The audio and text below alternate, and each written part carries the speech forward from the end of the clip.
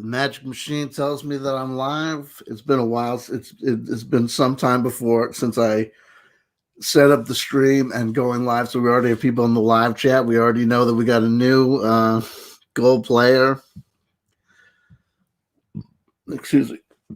Oh, my apologies. You know, this is what I do, and this always ends up with the same thing. I'm hungry. I want to eat before I go live. I want to go live not too late because I don't want to be here all night. So I wolf down food. And then I start the stream and my stomach and my esophagus, and I'm belching, and it's a nightmare. So unprofessional. And we'll do this. The framing it, we're still working on getting in frame on the home-based live streams, but we'll get there. We'll get there. Don Dorito says, first, yes, Don, yes. You are first in the comment section, first in the live chat on YouTube. You grab that gold for YouTube. We got V grabbing the silver. We have CW Chanter technically taking bronze, and technically taking first on Twitch. But we won't have me in the running. I won't be that douchey. I should be. I guess that means that we've got Mario Heat grabbing the bronze on YouTube and being a douche about it. Here we go. Listen to this Canadian bacon frying on the grill. Oh, gee, another no new music stream. Yes, Mario.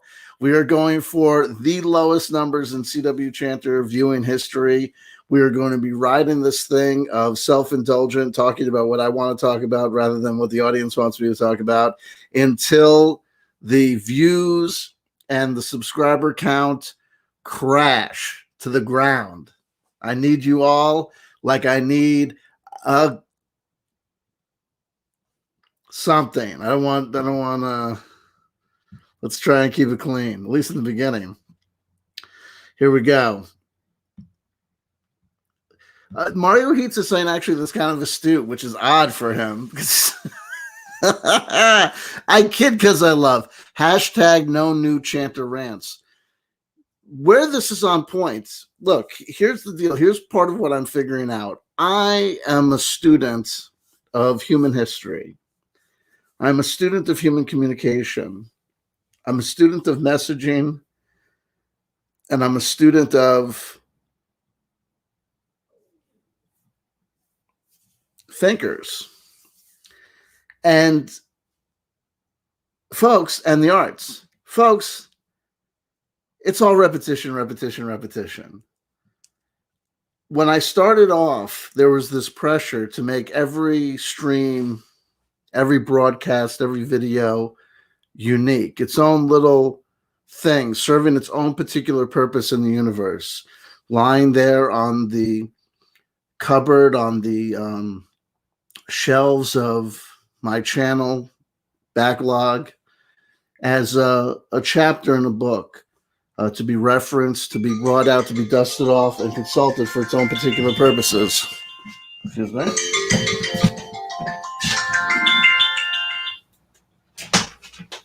Hey, I'm doing okay, but it's not a great time for me to talk. I am doing the YouTube thing.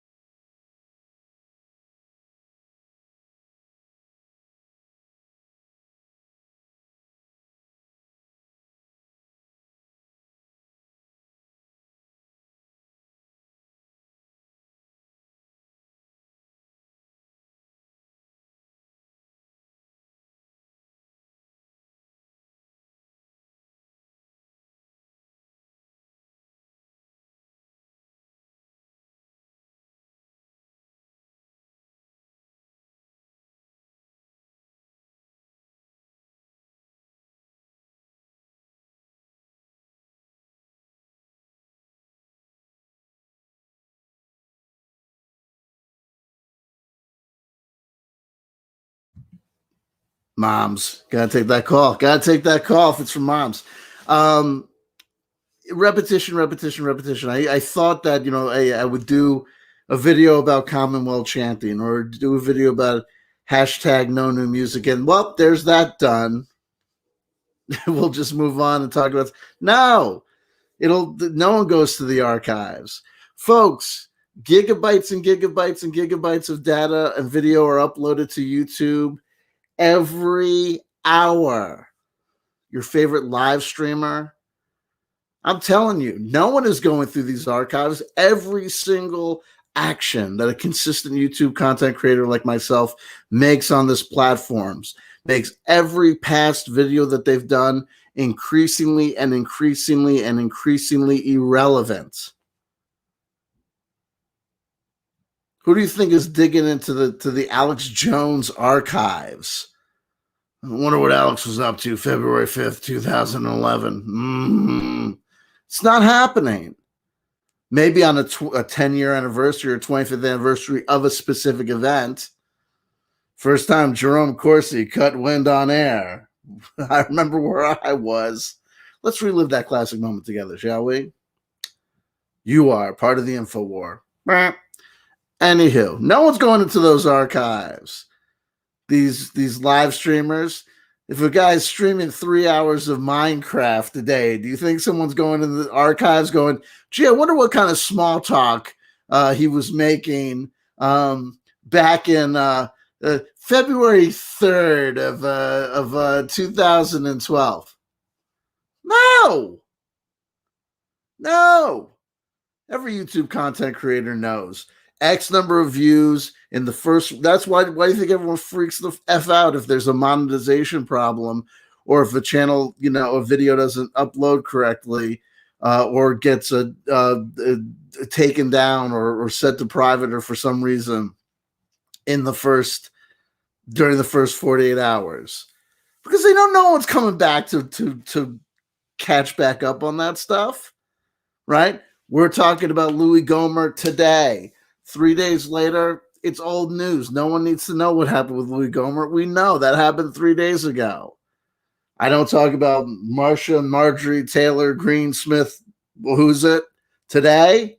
I don't do my analysis of the friggin' new documentary by Mike Lindell, the pillow guy, today. I might as well never cover it because it's done. It's old news, garbage views. I know I checked the views the video has after the first week, and I say to myself, well, I know how many views that video is going to get. That many. Sure, look, I do this hashtag nostalgia loop research. I know that when I go back to the archive and watch a friggin' That's Incredible from February 5th, 1981, that I'm like, that was uploaded in 2007. I know I'm the first guy that's watching that video besides like the dude that's on the clip's family. Since the first week it was uploaded. You know what I mean? No one's watching. No one goes back. So what's the point of hashtag no new chanter rants? The same shit over and over again till when you die or when I predecease you. I hope I predecease you all. Not all of y'all. Some of you are old. But most of you. I want it to be the case that when I die before Mario Heat dies, that Mario's dumbass is up there in Canada going, well, don't have to deal with that guy anymore. And then he closes his eyes that night. Hashtag no new music. What? Who said that? After years of research and searching for a religious answer, but finding none, but still being convinced that a religious answer was necessary, if not for every man, for me, I came up with a solution. I call it Commonwealth chanting. It works for me. It may work for you. Who said that? He's in my brain. He's in my brain. Yes. Commonwealth chanting. Read a spiritual text every day. Chant every day. It works for me. It can work for you. Commonwealth chanting. Read a spiritual text every day. Chant every day. It works for me. It may work for you. Send me an email. I'll send you an 11-page PDF. Send me an email. I'll send you an 11-page PDF. Send me an email. I'll send you an 11-page PDF. Hashtag no new music. Hashtag no new music. 20-year nostalgia loop. 20-year nostalgia loop. 30-year nostalgia loop. 30-year nostalgia loop. 40-year nostalgia loop. Nostalgia loop on nostalgia loop. No new music. Hashtag no new music. Hashtag I got sued. I got sued, guys. Over and over and over and over and over and over again. Until when? Until you finally say, I'm sick and tired of this guy. He says the same 5 things over and over again. I'm not subscribing. I get it. I'll check back in a year. But by the time you've made that favorable decision, by the time I've driven you sufficiently insane, it's too late. It's too late. My concepts are asinine, simple and to the point.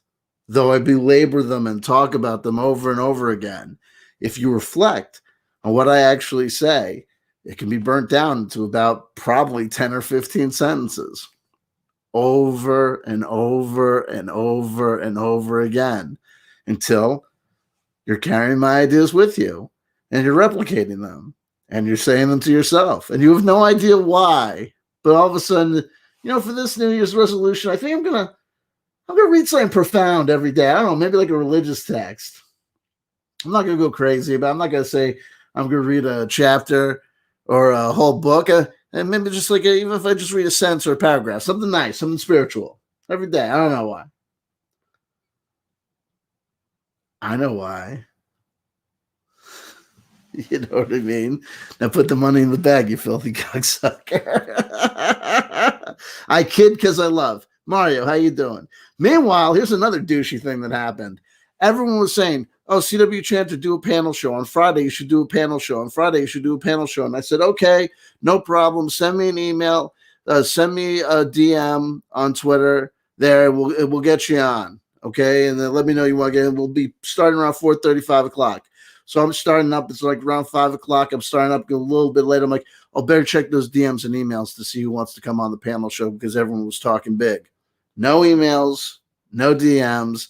And I said to myself silently, what I'm going to say to you now, if you stupid sons of bitches, if you fucking bastards think that I'm going to be here for 45 minutes, an hour and 15 minutes, getting tired, getting ready to wrap it up, but then is the time that you decide, there's not much going on your Friday night and you want to come on the stream and hang out and bullshit for 5 hours, not going to happen. I'm telling you now because I love you. I'm telling you now. Let me do this. Actually, let me get to the end of the live chat and then we'll get into it. Jill D is here. Hello to Jill D. Hello to Jonaside, who, to the best of my knowledge, is the first on Periscope. Ugh. Oh, my apologies. That's happening more and more. Jonaside, I think, is first on Twitch. We have Mario Heat grabbing the silver on Twitch. We have Oates with us on YouTube. We have BG's here with us on YouTube. We have Kid Cosmic is here. We got Mario also joining up on Periscope, spreading their seed, trying to get out there. There you go. Hello, we got Spudwife is here with us. KB is with us as well. The live chat just jumped. That's always a good sign. Maggie Woodward is here. There you go. We got Maggie. We got Coloctopus on Twitch saying, hi there, CW. Hello to you, Coloctopus. Good to see your smiling face. Well, not really, but your thing. Why don't people pick their avatars on Twitch too? We got Mad Finger. I saw Mad Finger pop in at the end of the last live chat, I think, live stream. We have Pragmagic here with us as well. Oh, maybe Spudwife is feeling under the weather. We apologize. We hope you feel better. Sweet Cheeks is here. Hello to Sweet Cheeks. Galactic Dude Man is here.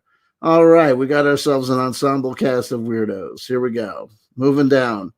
Oh, God. Oh, second. Okay, there you go. Yikes. Well, we hope you feel better, Spudwife. We hope you feel better. Charles Williamson is here with us.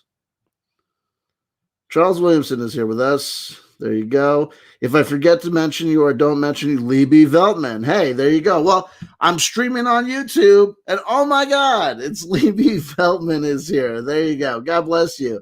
Kid, because I love. Kid, because I love. There you go. Ba-da-da-da. Hopefully getting near the end. And Golden Coin 100 is here. Jay Roach is here as well. Cy Tito. See Tito? There you go. Memory from yesterday. How you doing? The Wonka is here. All right, the Wonka. Stephanie Jackson is here. All right. Hello, CW. I hope your day is going amazing. It is. It is. Thank you. Thank you. We're doing good. We're doing good. A kid because I love. A kid because I love. Genocide says, hey, I'm still working, so I knew I couldn't do a panel show. I know. There you go. It's okay. Everyone's getting excuses. Hey, listen, I don't mind. Whatever people want to do a panel show, I'm going to tell you something. A panel show to me always seems like a super fantastic fun idea until I start adding people and realize, oh, wow, this is great. It's all the time commitment of doing one of my streams, but I don't get to, but I have to hear other people's opinions and thoughts. And then things sometimes go haywire. And I'm just sitting there going, note to self. When I stopped being able to do live, I mean, you know what I mean? There's good parts and there's bad parts. Stephen Ronan is here. Rogue Status is here. If I didn't mention, Vincent Stringfeld is here. Vincent Stringfeld is here with us. Oh, my God. Spudwire says, and then someone from Luxembourg hacked my credit card, so my Patreon donations didn't go through. Apologize, CW. It's the fact that you cared enough to offer support on Patreon. I'll never hold anything against you. You get all the karmic credit as far as I'm concerned for your ongoing financial support. I do have a Patreon. I believe the link is in the description box below. At least it should be. Remember, folks, I have over $15,000 in attorney's fees for discussing the things that you want me to talk about that I hardly ever talk about anymore because, number one, I got sued over it. And number two, how many times do people who know that other people are morons need to be told and reminded that those other people are morons? Well, folks, you're never going to guess. You know Simon Parks, the guy that says all those crazy things on the internet? Well, you're never going to believe this.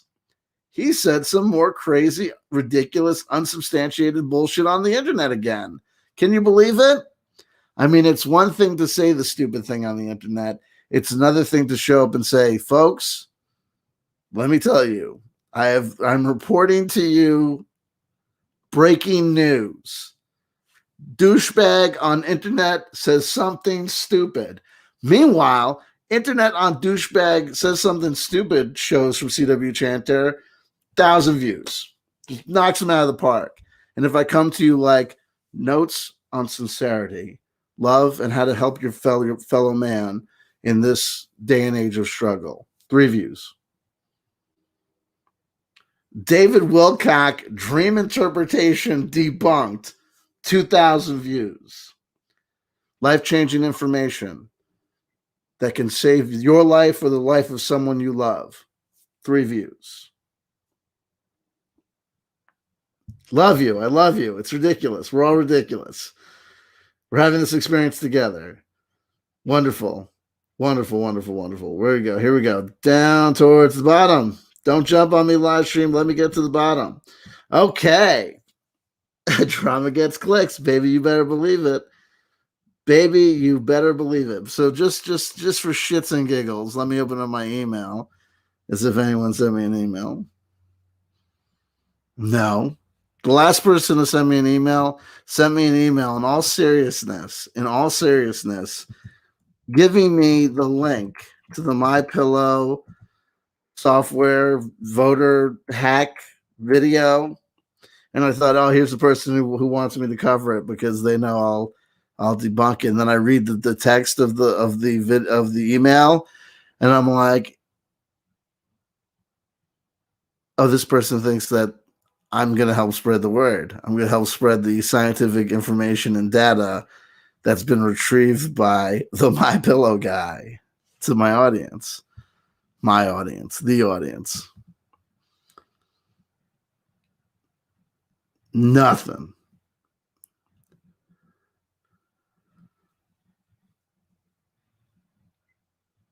Ooh.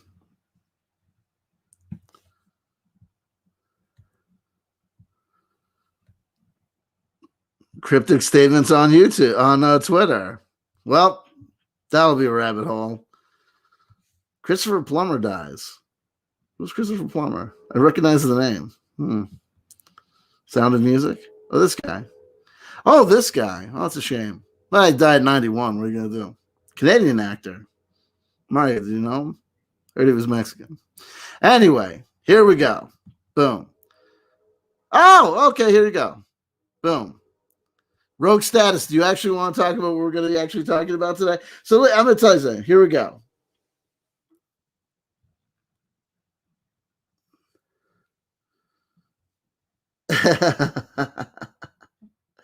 If anyone wants to get on the show, feel free to send me an email. Hold on. Let me do this. Wait, no, that's not what I'm doing. Hold on, what am I doing? Invite. Do that. Thank you. Close that window.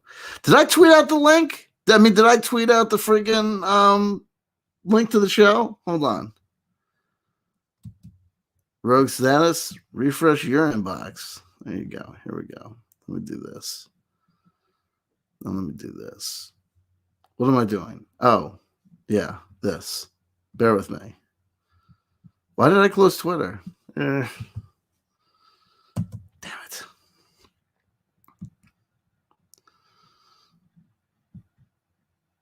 Why am I getting notified of this stuff? Anyway, what's going on? Let's do this. What am I doing? Oh, tweeting out the link. I think that's what I'm doing. I gotta tell you, folks.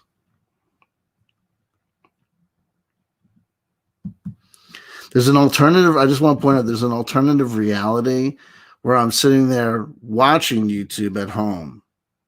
No YouTube channel. My legal career is thriving.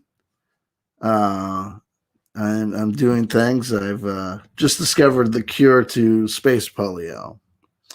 But that's an alternative dimension, not the dimension that we're in now. The dimension where we're in now, I thought it was a good idea to dice it up with these maniacs on the interwebs, and leads us to our present conclusion.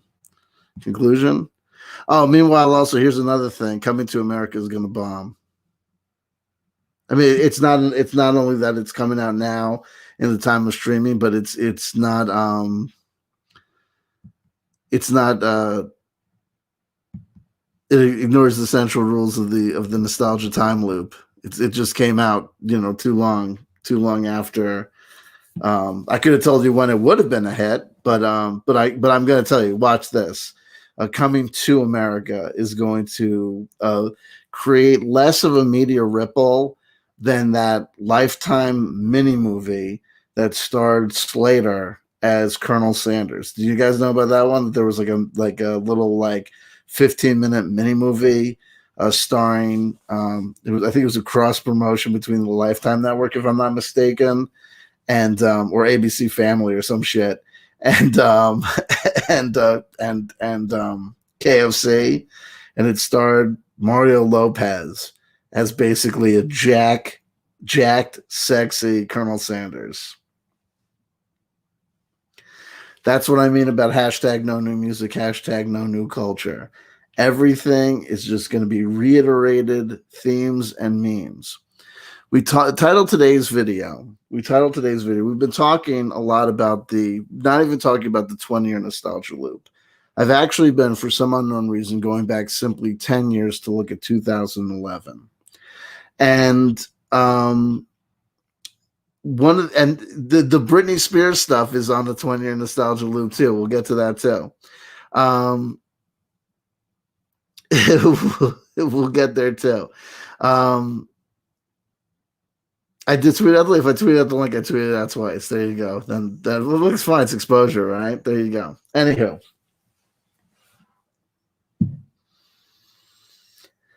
So looking at looking just back at, and I've been looking at contemplating 10 years as well as 20 and 40-year loops and 30-year loops um, for a while now, since 2000. We started off concentrating on the 20-year nostalgia loop, and I started doing my research at the tail end, my concentrated research and reboot, ironically.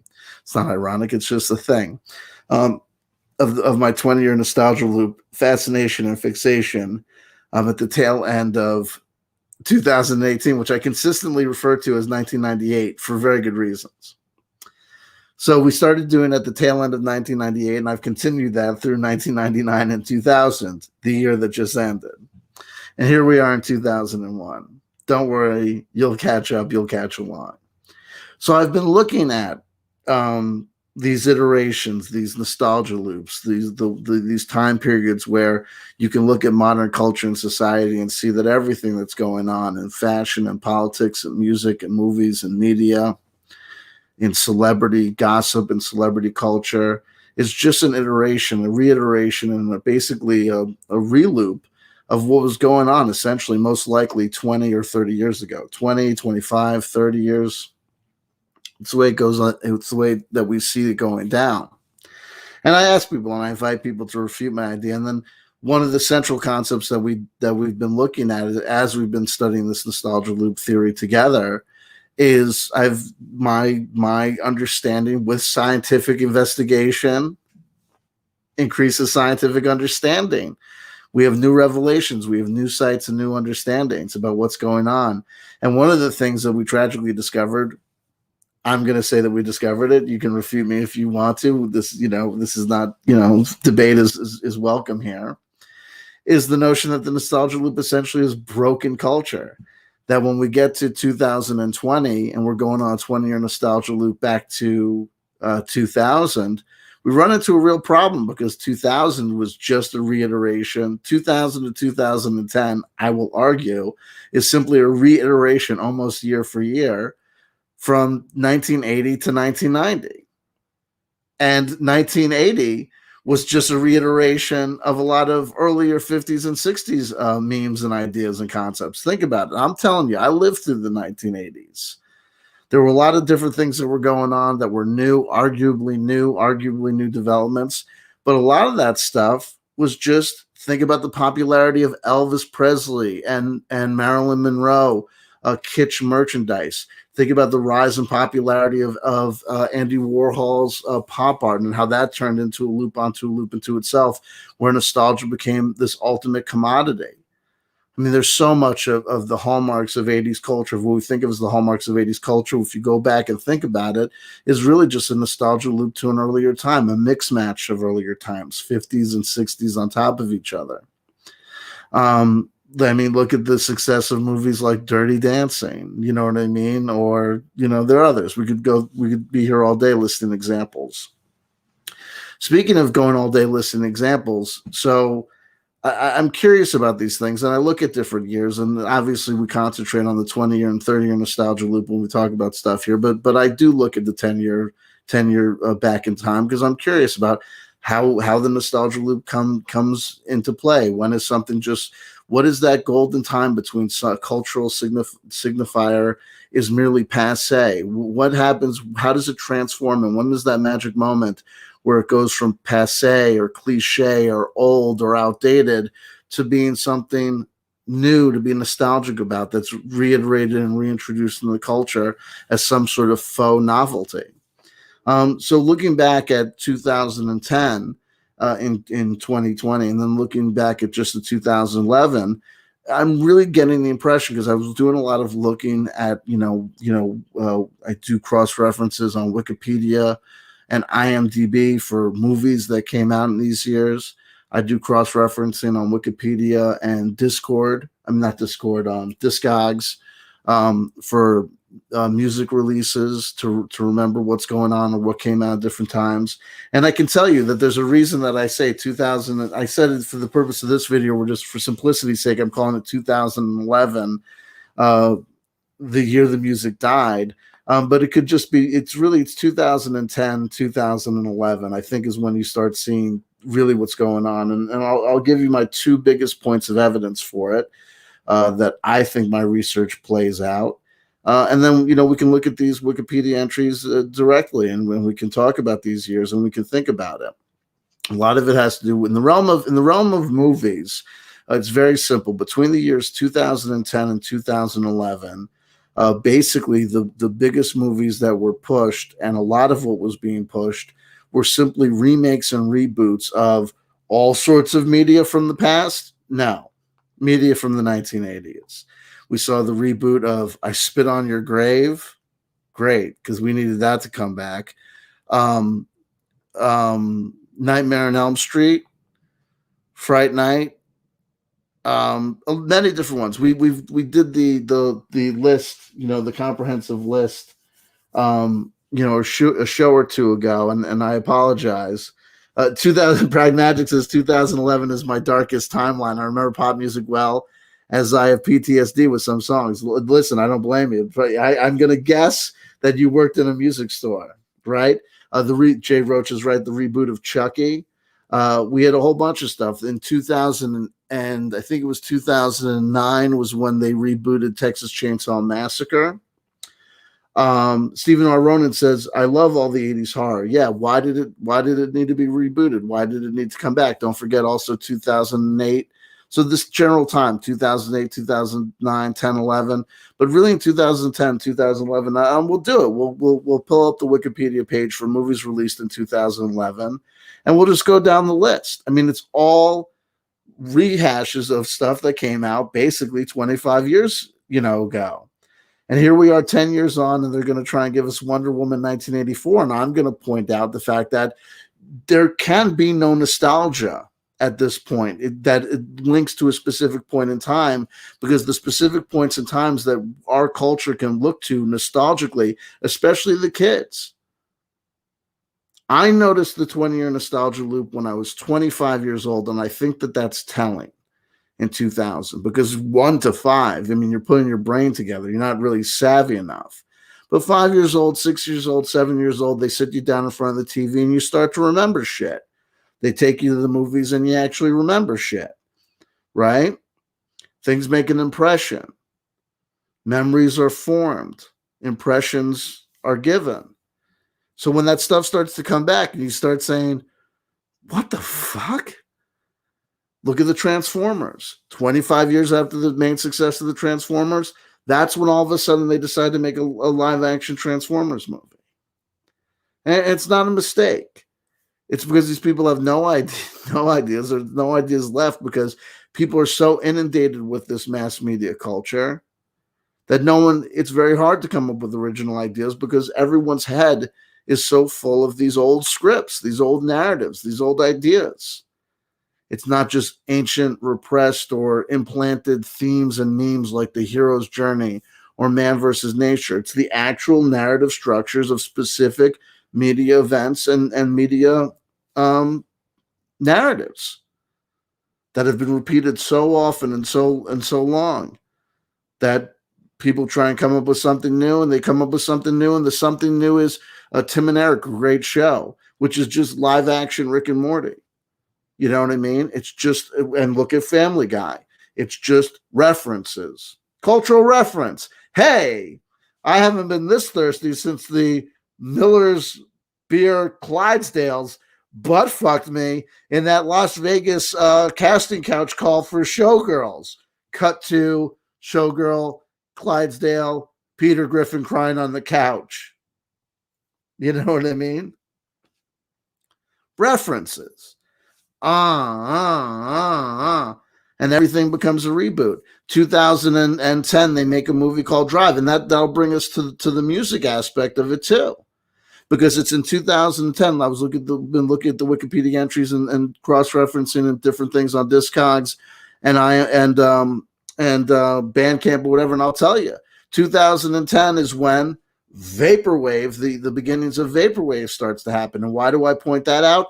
Because that is the first time. And also remember that Vaporwave is 3.0 of nostalgia, reloop, resample music culture developed, and I don't think anyone designed it on purpose.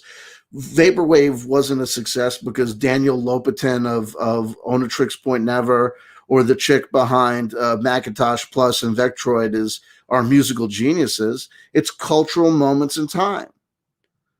Before there was Vaporwave, Witch House, Sea Punk, Witch House, they did not work for a variety of reasons. And then all of a sudden, Vaporwave. And we see what it is. It's 20 or 30 year nostalgia loop. 2010, Daniel Lopatin releases that Echo Jams. This album jammed. I like this tape. The Echo Jams tape. Macintosh Plus releases Floral Shop, and we're off to the races. St. Pepsi releases their first, tapes, about the same year, about a year later, and we're off to the races. And Retro Wave, and look at Cold Wave was another iteration that tried to happen before that wasn't as successful. But all it is basically it's the first time I'm going to argue that there was a quote unquote new musical genre or movement. Parentheses, we've got questions about whether you could call it that, where everything was fixated on a nostalgic element, where there was no new iteration, no new data, no new impulse.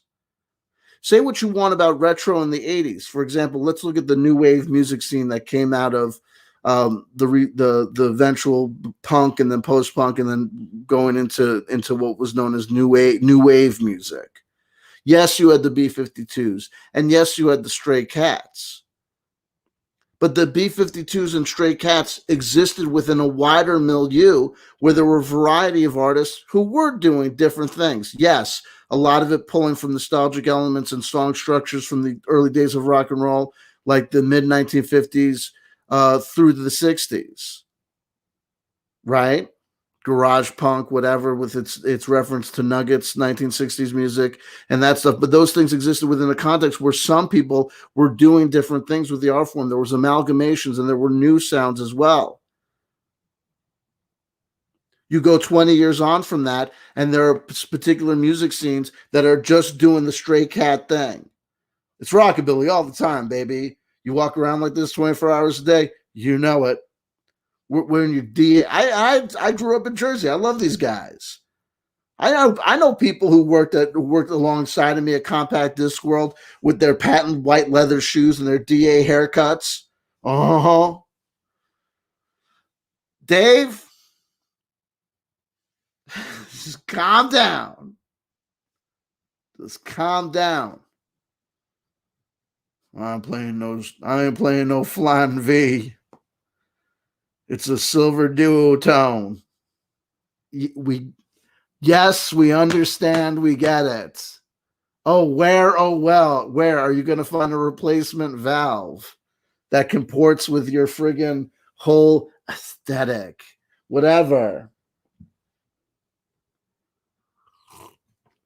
So 2010 and 2011, but it's really, we can concentrate on 2011 if we're talking about music, and 2010, 2011 if we're talking about movies, where everything is a reboot, everything is a reiteration. Even if it's not a direct reboot, it's a recapitulation of the same jazz. It's a recapitulation of something that happened 20 or 30 years earlier. And that's I don't think that bodes particularly well. Because what changed about humans? I mean, it's one thing because people say, oh, there's people doing creative things all over the place. It's not about creativity. And certainly, don't misunderstand me. This is one of the classic misunderstandings that people have with this approach that I have in this analysis. One of the classical problems that people have is this notion that I'm saying that there's no such thing as good, that there's no such thing as new music that's good. No. I'm just saying there's no new music that's original. It's not original. The people are not taking rap production in bold new directions. They're not. People are everything's a reiteration and a rehash, right? They're a death metal band, but they look like they're in Poison. Oh, that's Lego futurism. Let's take this block and put it onto this block and call it a new thing. That's pastiche. That's collage. And it's a cultural dead end. Because now you're going to have generations of kids today. I've got kids. I care that when these kids are going to look back 20 years, they're not going to be able to look back to anything solid, any particular cultural moments in time that were theirs, but rather we'll just get a reiteration and a rehash of someone pretending to make a song that's a 1980s synthwave song, pretending that they're making music that was from a sword and sorcery movie from 1988, right? Whether it's dungeon synth or whether it's retro synthwave. Stranger Things is not from the 80s, and there's no reason to put it there other than to have an excuse to hit the 1980s synthesizer sound, because the 1980s synthesizer sound was a discernible, definable sound.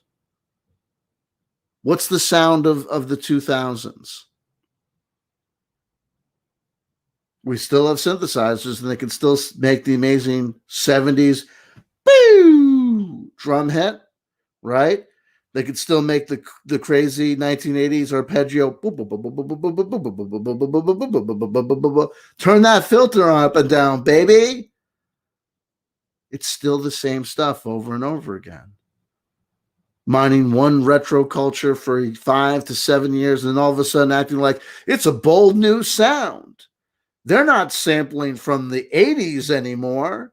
Now they're sampling tracks from the 90s. And I'm like, holy shit. Someone pull that guy's pants down and suck their fucking dick for being the most original person in the world. And I got to tell you that a lot of this has to do with the problems of youth. God bless them. Every time I hear one of these people talking about one of these music producers, they take these bold, experimental, noisy elements and they wed them to pop song structures. And I'm like, oh, here's the problem. You little children, God bless you for your ignorance, don't know anything about the pop group. You don't know anything about Throbbing Gristle. You don't know anything about Cabaret Voltaire. You don't know anything about Liquid. Some of y'all don't even know about the Talking Heads of the Velvet Underground. So it's no wonder you think that this stuff is so fucking amazing. Meanwhile, everyone over the age of 30 knows that, been here, done that. Love people, love music, not telling people to stop making music, but saying that because we just may be at the end. And the end is not a permanent end, maybe. The Wonka says drum and bass in your face.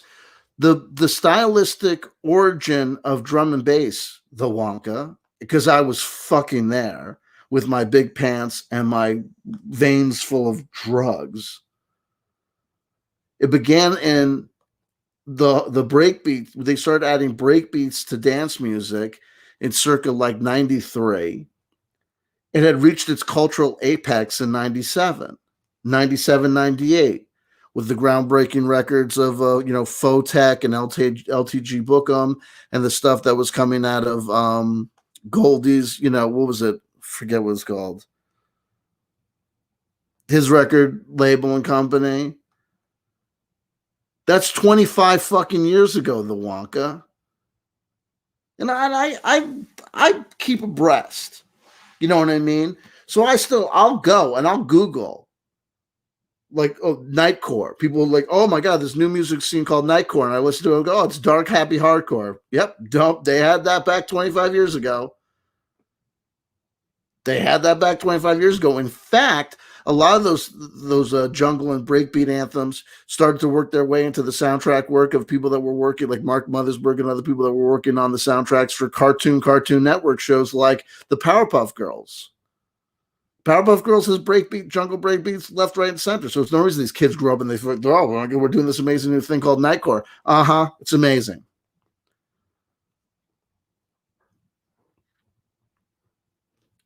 lo-fi hip-hop beats to study to.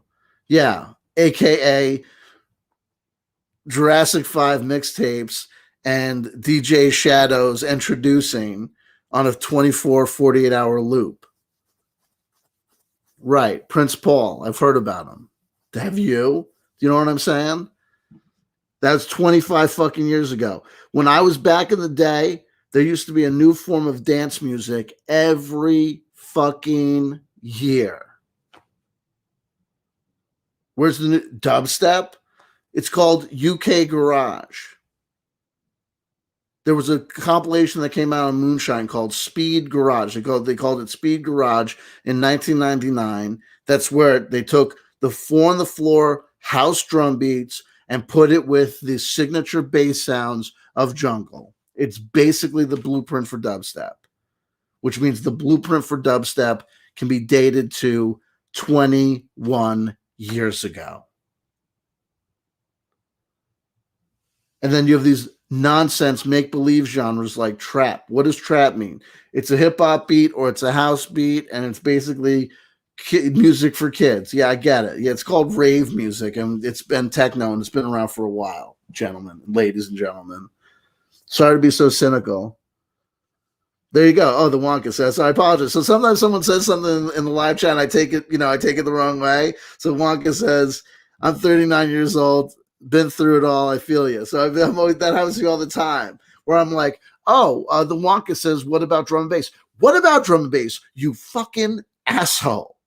The Wonka, why don't you go Wonka yourself off, take a nap, wake up, and shoot yourself, come back from the dead as a ghost, so I can punch you on the astral plane and tell you why you're wrong. And then the Wonka was like, I agree with you. And I'm like, ooh,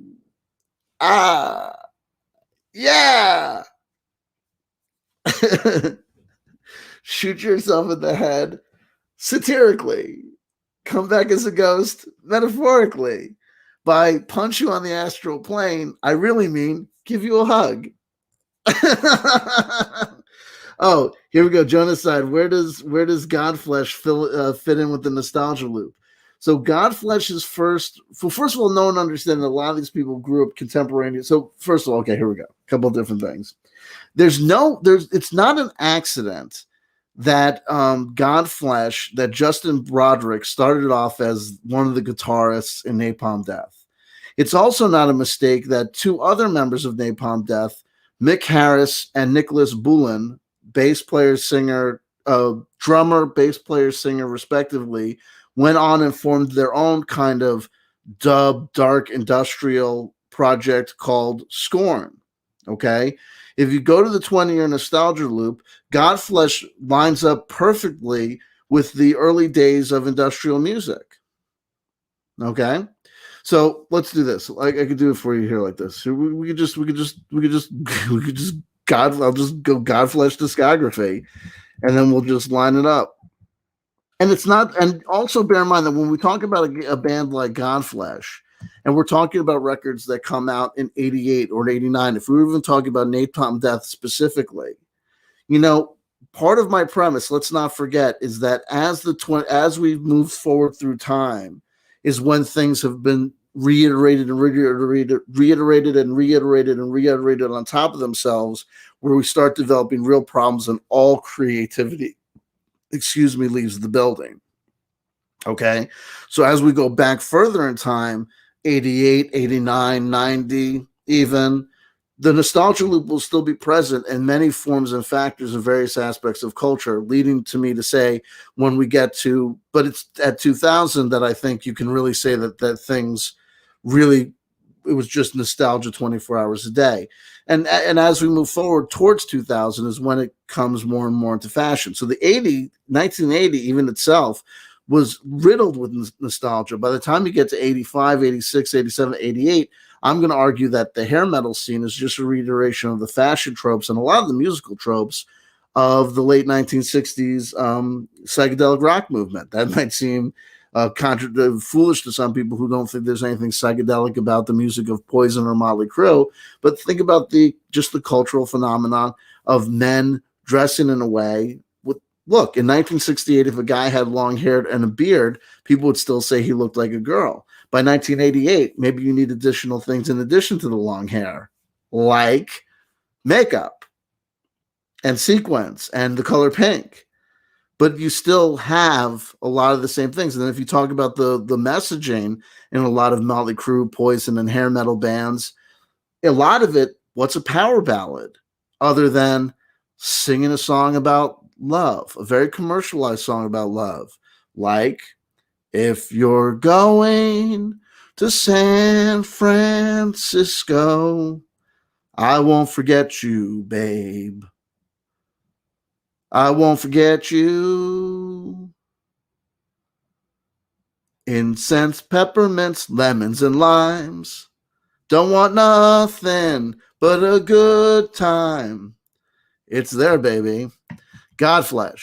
This is off the Wikipedia. Godflesh are an English industrial metal band. Even just call it an industrial metal band. Because if you go 20 years, 21 years before Godflesh, or even 10 years or 15 years, you're going to get the origins of industrial music and metal music in Britain. Anyway, I just want to think about what, and it's like, okay, they first formed in 1982. Okay, whatever. It was 1988 that they Street Cleaner came out in 1989. That was their first record. Now, so going from 89 to 69 is difficult.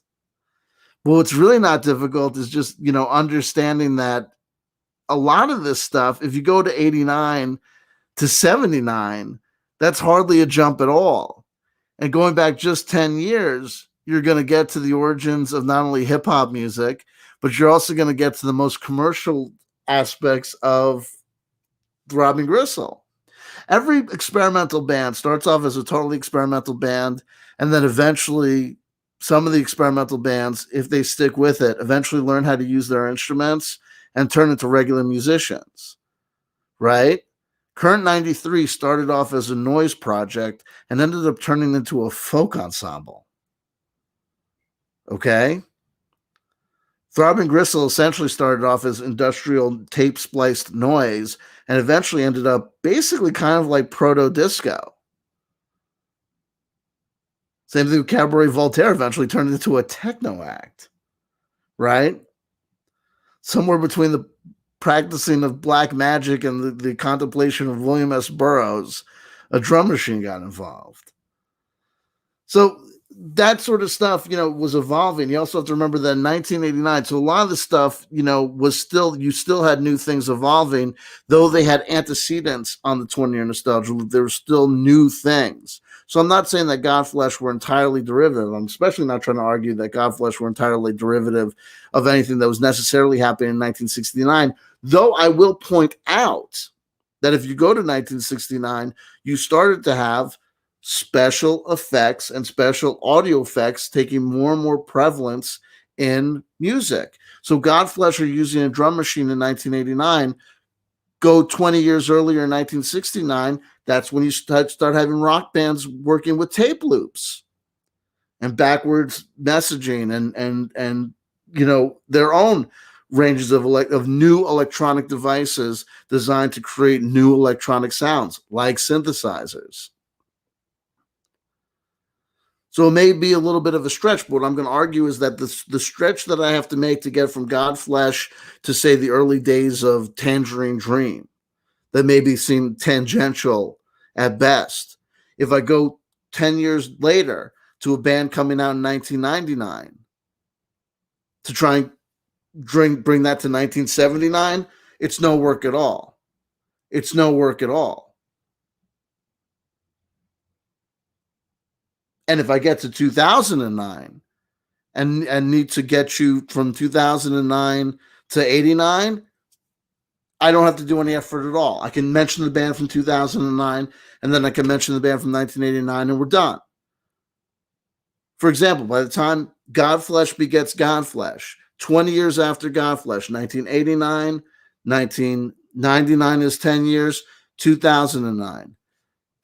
There are fucking record labels that just have nothing but Godflesh-esque shit on them.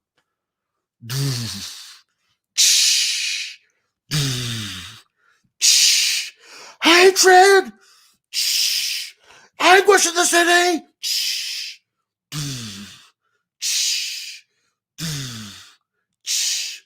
Want to pick your head off? Want to shut you up? That's it. Put a bass line to it. Fuck it, you're Godflesh.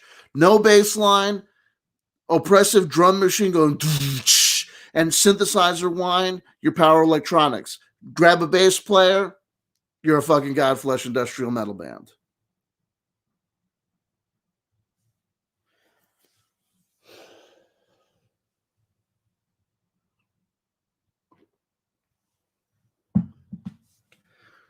You're going on your third EP. You're going to take the sound in a crazy new direction when the fucking chick you're banging decides to join you on fucking background vocals.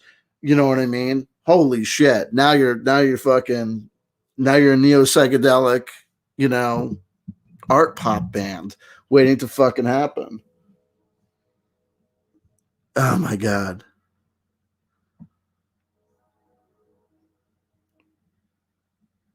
And a lot of this, and then eventually they just turn into basically at some point they turn into a My Bloody Valentine cover band.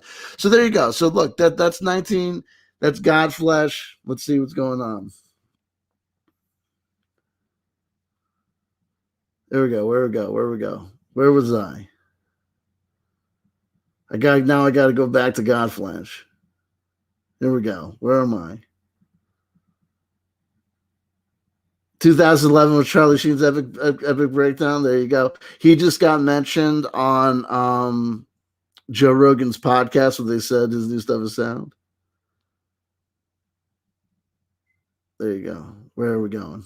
Who else is here? What's going on? I was there.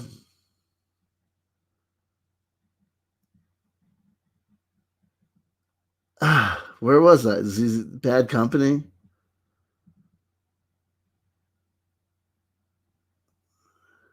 There you go. 70 Jackson says, I feel like I'm getting a hipster 101 lesson. What's the homework tonight, Professor CW? Take all of your records and throw them down. There you go. Hold on. Where am I? Who said something? So there's drum and bass in your face. Lee B. Veltman mentions Eric B. and Rakim. That without a doubt, Eric B. and Rakim are great. But then again, Eric B. and Rakim's greatest record came out in 1987. Here we go. I apologize for the dead air as I look through the live chat. I was there. DJ Spooky, I saw live so many times, and like DJ Spooky said, here's the problem. Like, so we're postmodern philosophy meets hip hop is when hip hop dies. DJ Spooky's whatchamacallit, Viral Sonata was pretty good, but the one with the green cover that came out on us photo that was like his first big mix. I mean, that was legendary. But that goes back to 1996. That goes back to 1996, and then eventually, what happens to DJ Spooky? He eventually ends up making that ridiculously terrible record, Rhythm Warfare. That was terrible. Oh, that record was just set. It was just bad. It's just a bad record. But I used to hang out in that scene all the time. I saw him spin so many times.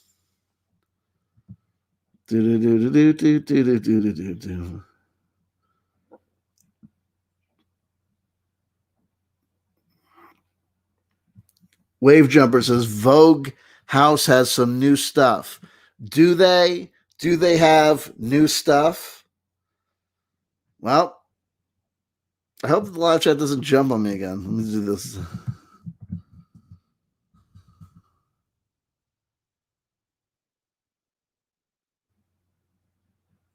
What is this Vogue house? I'm literally getting a house. I'm getting a Vogue house. It's in Mayfair, London. Was it a record store? What is this? What? Or is this? I'm looking at Vogue. Is this like a house that they have in Vogue? Well, anyway, I doubt that. I probably won't agree with you, but I'll check out. I'll check it out. Oh, there it is. So there's Jonaside with where does the Godflesh fit in the nostalgia loop?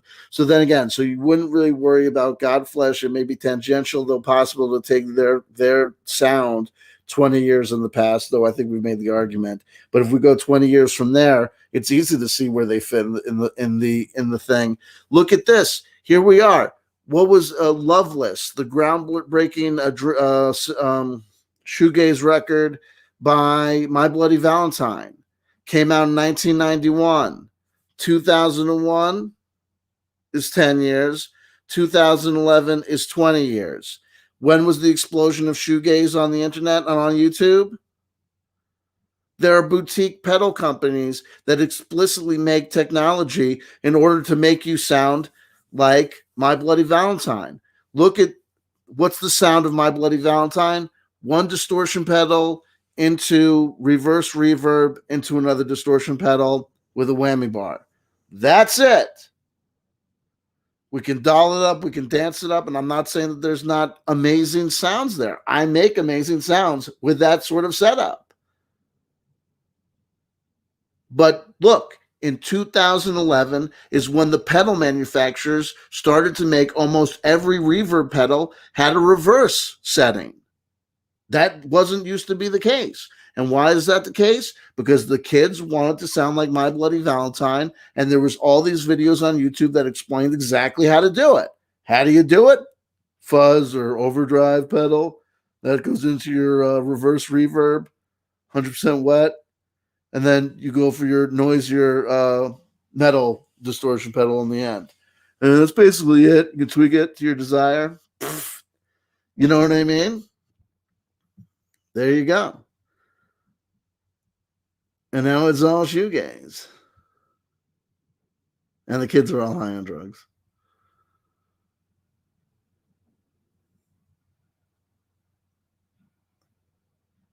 Oh, and you go to Alice Cooper to Marilyn Manson is a perfect 20-year nostalgia loop. A perfect one.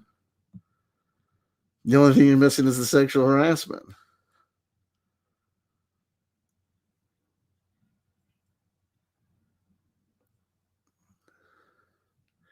Haggard Shank says, CW, I would assume you can go back further, heading back to blues and jazz.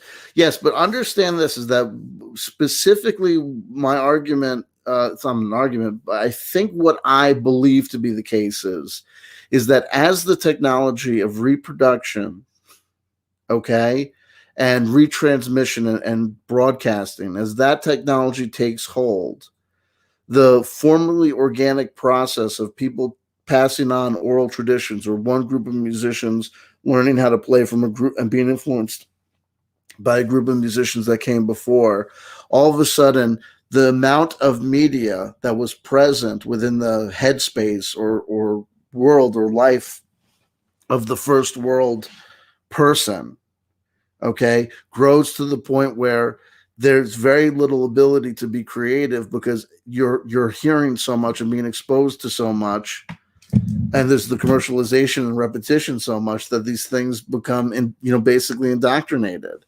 So what you can see is what I could tell you is that if you look at blues and jazz today, no offense to any blues aficionado or jazz aficionado, those forms of music are basically like wild animals that exist exclusively in zoos, right? They're no longer in the wild, but we're going to desperately try and breed them in captivity, right? Jazz is not the music of the street.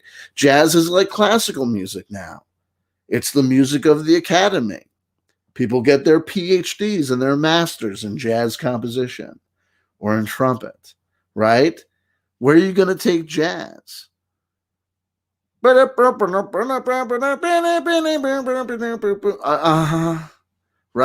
That's why if you go back, if you want to talk about nostalgia loops, go back 20 years after the hard bop and then cool jazz periods of the early 1960s. 74, 84. When you get to 84, what happens in jazz? You don't just have Kenny G and the ascendancy of light jazz. You also have people like, what's his name? The Marsalis brothers, the quote unquote young lion scene in jazz. And all of those people were explicitly saying, we want jazz to go back to the origins and roots of jazz. They want to rewind the clock. They want to say to Miles Davis's Electric period. They want to say to Weather Report and Fusion. They want to say to Mahavishnu Orchestra, oh man, that 1960s dope smoking stuff with the bell bottoms and the crazy synthesizer sounds. No, we want to make jazz like it was supposed to sound. Beep. Right?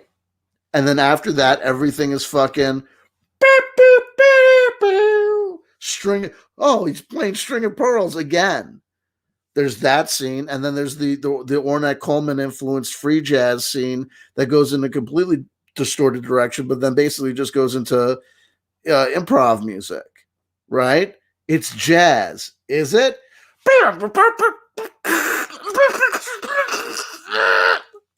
Oh wow, you know. And he's playing with an electric violinist who plays through a distortion pedal backwards. Whoa, fucking jazz. A lot of these scenes you have to be told. If you're not told that it's a neo folk ensemble, you half the time you don't know that they're not that they're supposed to be in some way connected to goth or industrial culture. You might just show up to that thing and think that you're listening to you walked into the wrong fucking Renaissance fair. Then you realize, oh, 90% of the audience is wearing black.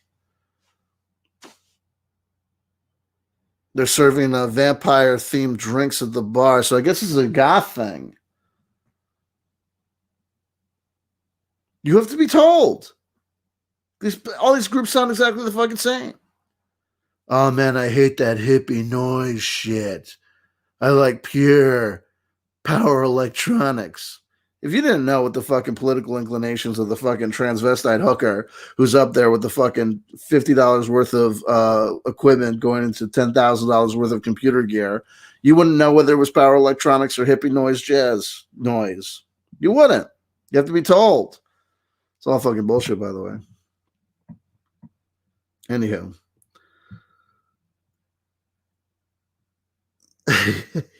Lee B. Veltman, 20-year nostalgia loop. Professor Griff, Nick Cannon. He's referring to the cancellation of the supposed cancellation of Nick Cannon, and that cancellation never took off really because he apologized too quickly. And Professor Griff being ixnayed from fucking Public Enemy nearly 20 years prior. And if you talk about the people that were influencing Nick Cannon is one of these people like Wesley Snipes who behind the scenes is all into that, black Afrofuturism. What's that guy's name? I keep on blanking on his name. Dr. Michael York, 1% Nation type stuff. Crazy.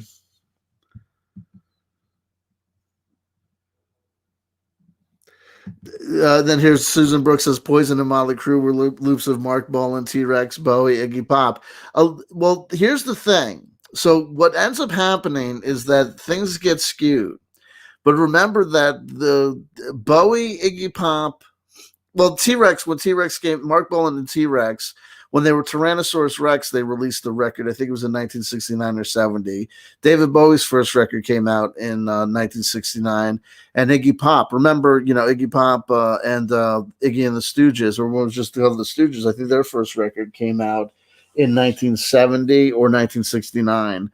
So 69, 79, 89. So a lot of that's there too. But then it's also, of course, you see the influence of Bowie, T-Rex, and Iggy Pop, not only in the fashion of Poison and Motley Crue and some of the sound of Poison and Motley Crue, but you see explicitly their sound and a lot of their look also in elements of post-punk and alternative culture. So it's all there, baby. Pride Magic pointing out that Children of Nuggets was all 80s by way of 60s psychedelic loops. Absolutely. Children of Nuggets was a series of vinyl record compilations that were put out in the early 80s, but that didn't really take off until the mid 80s.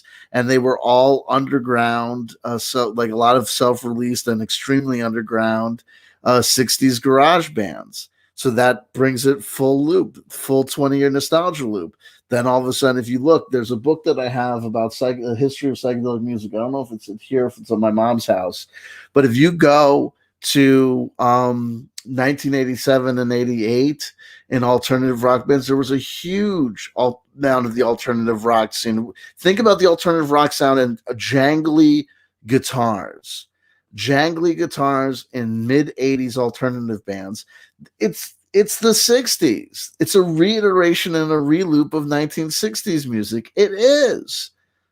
Look at REM and look at how REM's sound develops, and especially as it developed and got to the point on albums like Green where they started to become popular. Bearing in mind that 20 years after the Vietnam conflict, REM have a sort of hit song with Orange Crush, a song that was about Agent Orange, a chemical compound that was dropped in Vietnam 20 years before that album came out. There was plenty of environmental shit for Michael Stipe to sing about in 1988, 89, 87, 88. Why is he singing about what was going on in 67, 68? Even look at the videos. Look at what was it? What's his name? Something Buck, the guitarist. His choice of Rickenbacker semi-hollow guitar. Look at the sound of the early Replacements records. They're 1960s cover bands. It's the 1960s all over again, except a lot less politics and a lot more jangly guitars and weed. I mean, sure, there's some politics, especially in REM. There was a lot of politics, but even you can look at the politics and the political affirmations of a lot of Caucasian college kids in the mid 1980s and draw it back as a 20-year nostalgia loop itself. I'm telling you, I was there. There were plenty of those people. One day they were a fucking skater. The next day they fucking dropped acid at a party. They came back the next day really giving a shit about the fucking whales. And sure, some of it was organic, and sure, some of it was necessary, and sure, a lot of it was probably maybe earnest. But a whole bunch of it was like, it wasn't until 20 years after Earth Day was started in 1971 that Earth Day really became a cultural thing that people talked about and did past tense, because after a certain while the loops run out, and then did you even know when the last Earth Day was?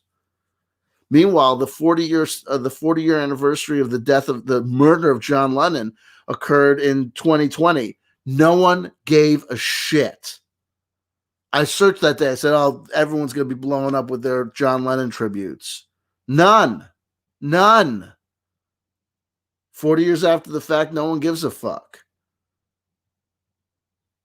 I'm telling you, it's going to be really weird when you realize that there's kids that don't listen and have never heard the Beatles. How many of these reaction videos do you see on YouTube where it's not some person who's saying, "Oh, they're reacting to hearing, Revolution Number 9 by the Beatles," or they're reacting to Frank Zappa plays a bike on the Steve Allen show, but it's actually them reacting to Shiny Happy People.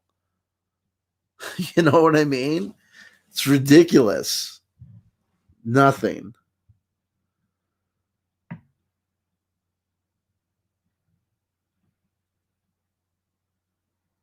Let me just go through the live chat. I apologize for the Rogue Status, Cold Slither, the bad band in G.I. Joe. And they tried to bring them back too. Meanwhile, 20 years after Cold Slither was on G.I. Joe, you had that Steel Panther abomination. Look at Steel Panther, the joke hair metal band. When did they start taking off? Exactly on the 20-year nostalgia loop of hair metal. And that's part of the thing. 2011, 20 years early. 2001, 1991. The simultaneous rise of grunge and the last bastions of hair metal.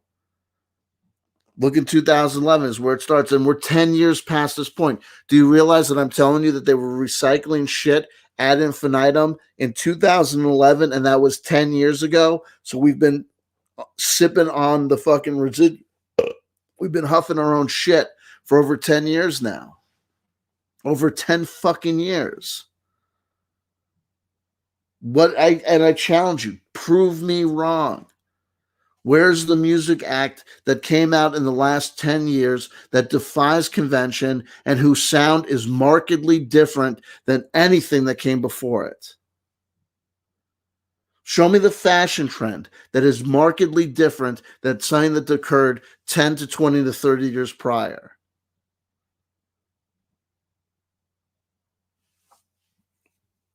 It's crazy because it's the same humans. We didn't devolve in 10 years. So, how did it come to be this? When the more potentiality exists to do more different, well, part of the problem is this is that if we're 20, 30 years post experimental noise music, what are the kids supposed to do that's new? There's only so there might be 1,000 iterations and ways to do 1, 4, 5 chord changes. How many ways are there to do atonal noise?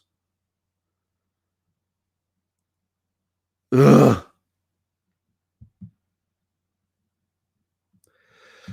Don Dorito says, Don Dorito? Don Dorito? I think you're Don Dorito. Don Dorito?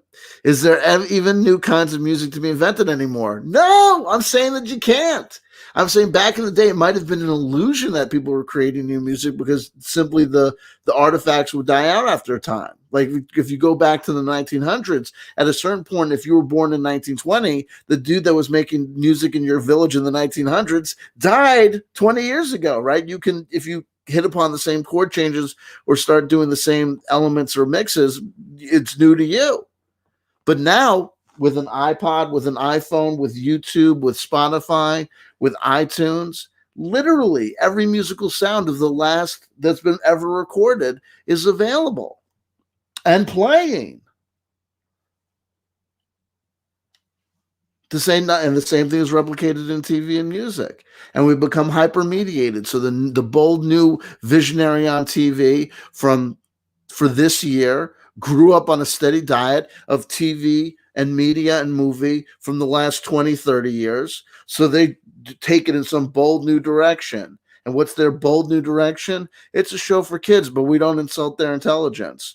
Oh, by mixing in references, like people talk about what was it, the Animaniacs, and they go, "Isn't it brilliant the way that they take cultural references from the past that no kid would even recognize and put it into their narratives?" No, go back to the Warner Brothers cartoons. Do you think and the Looney Tunes from back in the day, from like the 1940s? Do you think all the kids got those inside jokes about Al Capone or friggin' I don't know, Art Carney, whatever the fuck?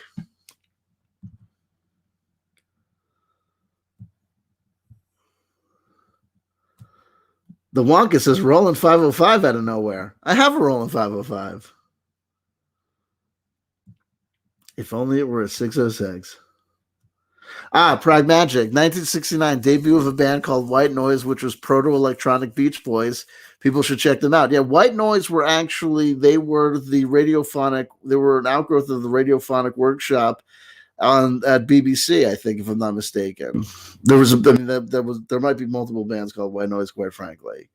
And they did a lot of stuff. And then, of course, 20, 30 years after them, you have experimental audio research, you have Spaceman 3, you have Spiritualized. That's all one big family of bands. It's crazy.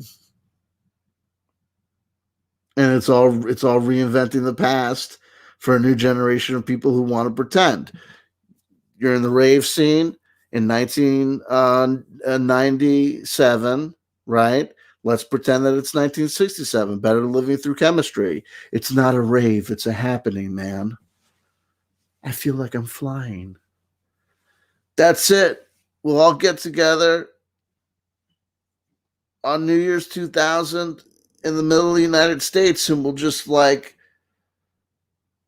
all the tribes will gather, and it'll be like, whoa, we're not doing this going to war shit anymore, man.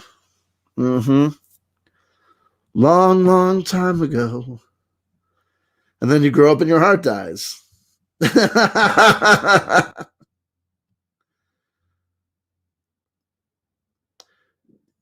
what is this? The panel. Hold on. Let me see something. So send me an email or send me the message. No one does.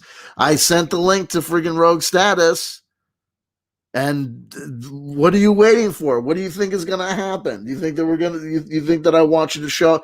I know what you're going to do. We've been here for an hour and 20 minutes. If you're going to join people, if you want to get on the panel, get on now, because I am not going to have you join at an hour and a half, acting and thinking as though we're going to do another hour and a half of this fucking show.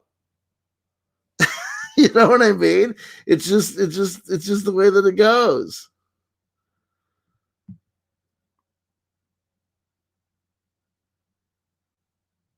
Oh, there you go. He's answered. So he's in the live chat going, Rogue Status panel would be fun, but I have absolutely nothing interesting to add to the subject. So that's cool. We don't need, at this point, let's not do a panel show. At this point, let's just let it fucking go.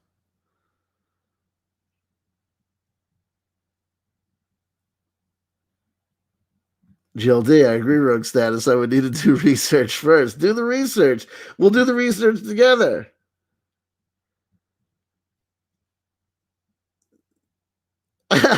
Rogue Status. There you go.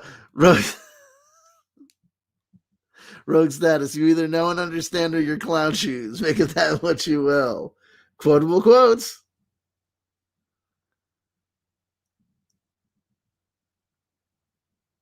Okay, take care, Rogue Status. Be good, my friend. Thank you.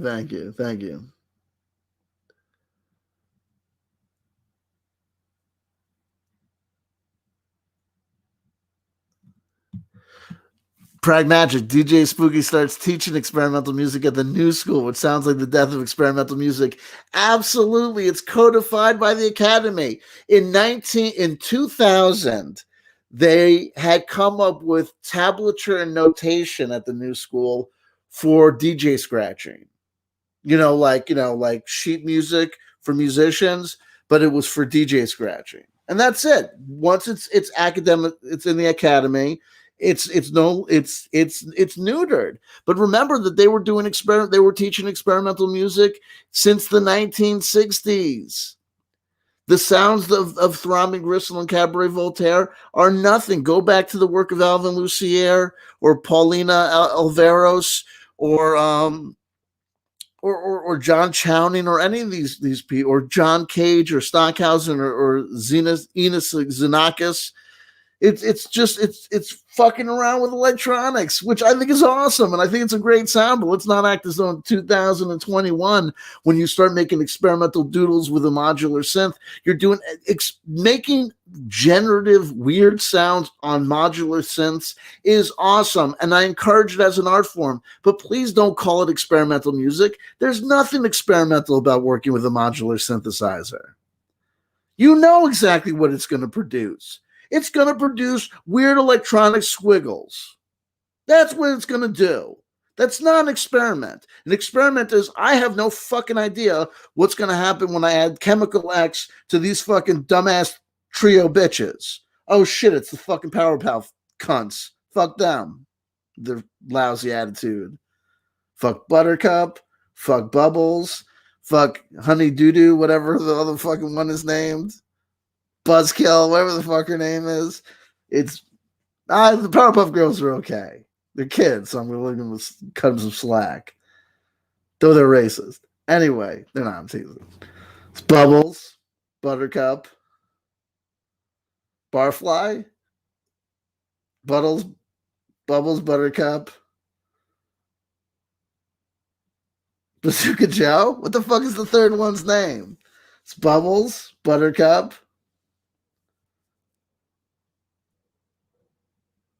Jerky?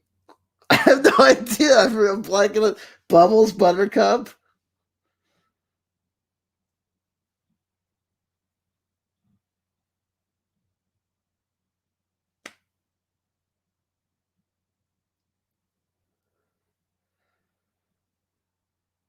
What the fuck is the kid's name?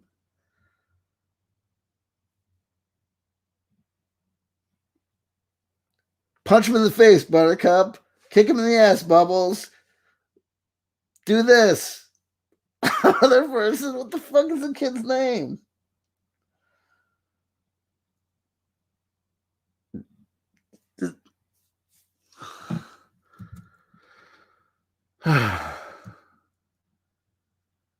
Folk house. Yeah, that I can tell you already. Gay ball culture, club music. That's not a that's that listen, God bless you, wave jumper. I love house music. I love dance music. There is nothing new happening in dance music. You add a new sample, you add a new beat. Well, it's electro swing. They were sampling 1920s music in the early 1980s. They were. I'm not saying that there's not people technically producing new music, but it's not new. Gay ball culture, club music is something that's a culture that's been going on. I get it. I understand. It's not new. I'm telling you, it's not new.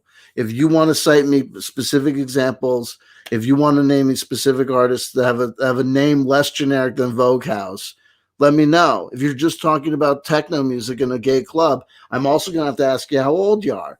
Not because I want to be ageist about it, but because kids don't know fucking shit about music because they're kids. They look good on the dance floor. That may be your job. Oh my God. They sample masters at work often, though. Then there you go. If you're sampling masters at work, then it's not new. It's the recycling of and masters at work sampled the shit out of a lot of other things. You're a kid. I guarantee you're a kid. Stick around here. You stick around the CW Chandler channel until your heart is obliterated and broken and you don't know what to do anymore. And then you'll get up and you'll be okay because it's just music. I love you. Thank you for participating in the show. Ooh, Stephanie Jackson donating $2. Go buy some Dogecoin. Here you go. No problem. Collie1374 on Periscopes and seen Body Count in Belfast 1992. Wrecked the place. Absolutely. I saw it was the first Lollapalooza that I saw Body Count. It was Ice-T. He was the no offense, token black performer on the first Lollapalooza tour. And he did half of his set was a rap set where he did Ice-T material. And I've been down with Ice-T since he. Did you know that Ice-T is on the soundtrack to Breaking 2 Electric? Is he on the? Yeah, he's on the soundtrack to I think it's the first one. I think it's Break-In. And if you go to the movie Break-In, he's there. And he sings that. He does that song Reckless. And on the wheels of steel, he's reckless. And if you look, it's crazy because Ice-T is dressed up. I swear to God, speaking about gay club culture house music, he's dressed up gayer than Rob Halford on Valentine's Day. He's got, like combinations of tight spandex and metal armbands and shit. It's crazy. There you go. And then, then he did Body Count, which was great.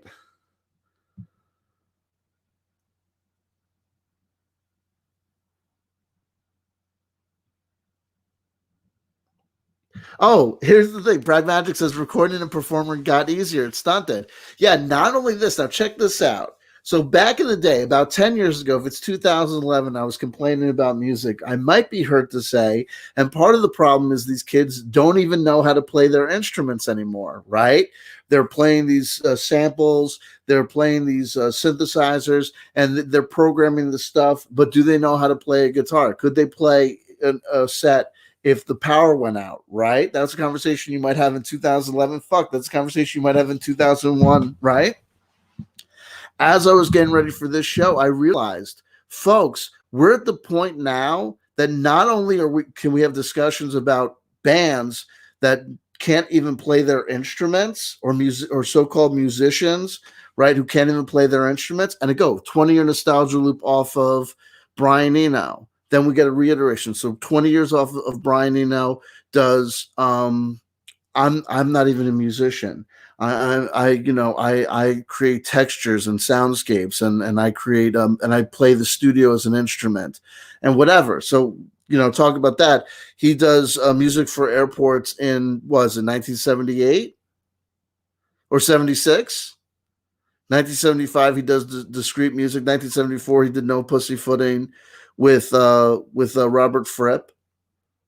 So it's that non-musician as studio auteur musician, 1978, 1988, 1998. You know how many fucking wackadoos like me with a fucking laptop computer, a synthesizer, and a fucking drum machine and an echo pedal were playing the studio as instrument? Not being really able to play. I mean, I can play good. I started off life as a bass player and I can play halfway decently on some instruments, but whatever. But got to a point where people didn't know how to play an instrument. They didn't know what any fucking key was. They just fucking were doing shit with loops and stuff. Whatever. Now it's gotten to the point in 2021 that I can tell you, not only can we talk about musicians who can't even play an instrument, let's talk about quote unquote DJs who can't beat match without a fucking computer. I said it. How many fucking DJs are out here? I'm a DJ. They can't even, to say nothing of the fact that they're not making music or whatever. I love old school DJ culture. I believe in Sampadelica. I believe in Plunderphonics. So I have no problem. Christian Marclay is awesome. And, so is DJ Soulslinger. I have no problem with DJs as musicians because those guys, at least they could beat match. Carl Cox, Jeff Mills used to play shows with 4 turntables and a drum machine, and they would take care of the turntables and the drum machine themselves, and they would beat match using actual records. These people today, Danger Mouse, Skrillex, all these motherfuckers, they're all working off fucking digital files. The computer fucking beat matches that shit. And you want to talk about 20-year nostalgia loop? The first DJ software, Tractor by Native Instruments, came out in 2000. If I'm fucking lying, I'm dying. So we're 20 years of these fucking jackasses calling themselves DJs, and they can't even fucking beat match a record. Some of them don't even have fucking records. It's all fucking files, and they still call themselves DJs. You're not jockeying any fucking disc. You're working off a solid state hard drive. Everything is over. It's all done. Everyone kill yourselves. That's it. I'm pissed. It's all over. No new music. It's impossible. Prove me wrong. For fucking months, years, I've been telling people, prove me wrong. And all that happens every time is one punk ass kid, love you, shows up in the live chat and says, what about this band? And I'm like, okay, let me check them out. And I'm like, then I send them an angry email. Spooky. Then I send them an angry statement in the live chat. Stephen Ronan. Then I tell them what's the deal, Wave Jumper. And I say, you came to me when I called you out and said, I want an example of new music, and you bring me this Bright Eyes, neo-psychedelica bullshit. You bring me this wannabe Mr. Bungle. What the fuck was that name of that group's bullshit nonsense? Fuck all that shit. There's no new music. There's none. There's no new music. There's no new music. There's no new movies. There's no new TV. There's no new video games. It's all reiterations and reloops. And why is that the case? I have no idea. I wish it weren't so. But apparently it is. And I love everybody. And just remember, we're talking about music, movies, and media here. In other words, we're not talking about feeding the children. We're not talking about freeing the children. We're not talking about saving the whales or stopping global warming. And therefore, I'm allowed to be as passionate as I want to be. And that's life. Stephanie Jackson. People wonder why jazz is dying. I tell you, man. And every Starbucks jazz album just proves my point. It's barely jazz. The Lloyd. Guns N' Roses, Aerosmith, and the Rolling Stones are perfect examples of the 20-year nostalgia had rock loop. Absolutely, I agree. Lee B. Veltman, Tool. Like I said, if you go back further in time, there's going to be people that are kind of new. So if we go to a band like Tool, so Tool released their first record in 1993. But even then, if you go back to 73, there are definitely some instances of bands that were doing something similar. I mean, the stark contrast, and also remember, I've always said this, and this is true. Tool is almost like a 20-year nostalgia loop. Really, if you want to talk about Tool, is really almost like a 20-year nostalgia loop to the work of Dio. Okay, because much in the same way, you have essentially what is basically a normative hard rock band with an exceptionally dramatic and passionate lead singer. Okay, and just like Dio, every Tool record has 3 or 4 monster, amazing songs on it, and the rest is absolutely forgettable crap. And if we get this far into Tool's future, 93 to 2003 to 2013, do you hear anyone talking about the latest Tool release? No, and I'll tell you why. It absolutely sucked.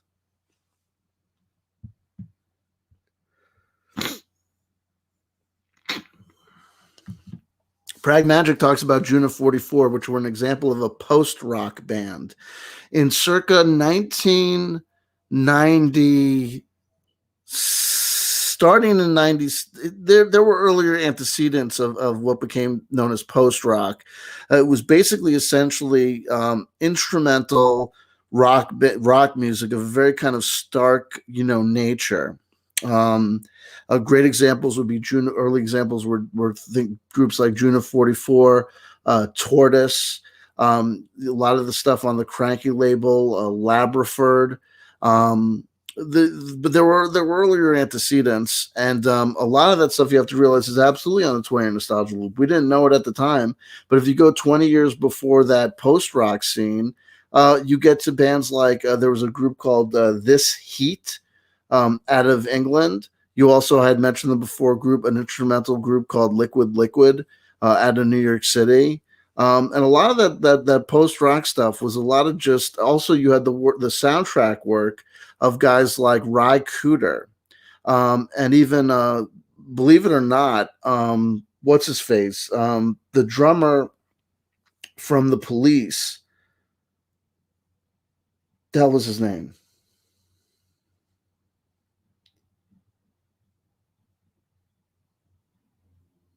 Stephen,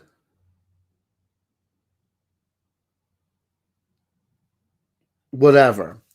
But a lot of these bands, especially Rycooter, a lot of this post rock, if there's even things like John Fahey and a lot of the fingerstyle guitar stuff. A lot of this actually, no offense, a lot of the influences of stuff that ended up being called or considered post rock, really just had to do with instrumental sections on various records. But there's absolutely a 20 nostalgia loop to a lot of the quieter sections of some, like I said, the soundtrack work of Rycooter, who did, and also hated or love it, Pat Metheny.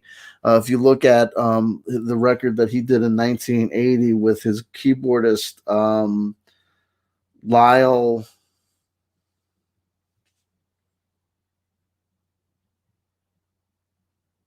something, an album was called As Falls Wichita. So no, As Falls Wichita, So Falls Wichita Falls, I think it's called. And even there's a lot of stuff on some of the early Rush records that was perfectly 20-year nostalgia loop on that stuff. And again, the same thing that happened with post rock happened with on the 20-year nostalgia loop happened with the life cycle that we went through with shoegaze. The high point of the high years of quote unquote post rock was 19 I would argue was 1996 through probably 2000, and then you realize that stuff is just like it becomes like a cul-de-sac. But great, like a lot of what was most interesting in post rock ended up becoming adopted by Radiohead, and also the high point of quote unquote the sound of post rock probably had its commercial apex in the work of Sigur Rós, who of course then eventually went on to make house records with DJs. So make of that what you will. It is what it is, and I like a lot of that early post rock stuff and a lot of the underground stuff like Hood. And some great stuff there. But then again, it's the same thing with the glitch music. Eventually the sound is original, and then the sound becomes learned, and then it becomes codified. And one of the things that you can then do, and no offense, here's the other thing I'm going to say: if the audience is on drugs and you're a comedian, an artist, a musician, a movie maker, if your entire audience is on drugs, guess what? they're going to love your shit because they're not seeing, hearing, or listening to or experiencing your shit. They're experiencing their own inner mind magic music. You know? But we've talked about and I've done it. The post rock sound is like quiet part. We build up, we build up, we build up, we build up, and ding, dramatic chord. It's all basically the same stuff over and over again. And a lot of stuff is great. Yeah, there you go. Never Name Your Kid off of by Wynton Marsalis.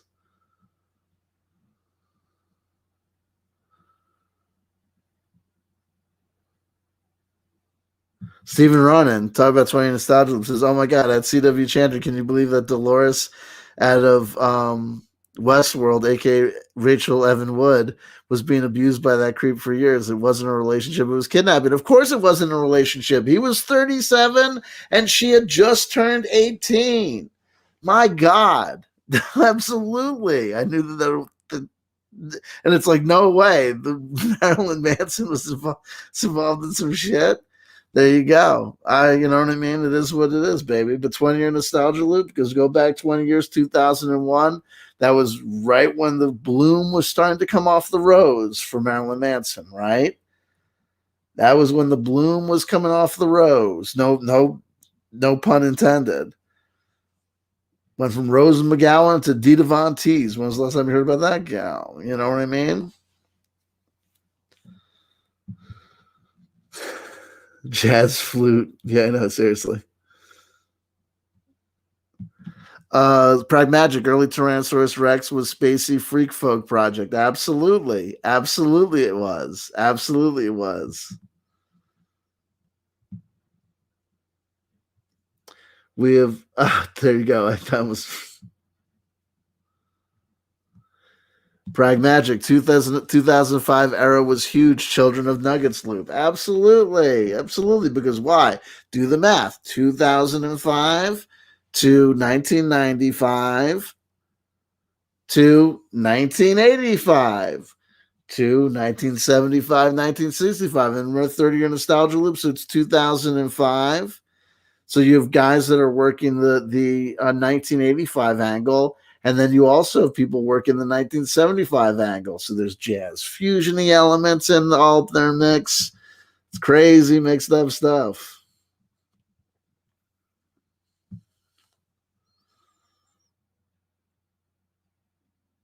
There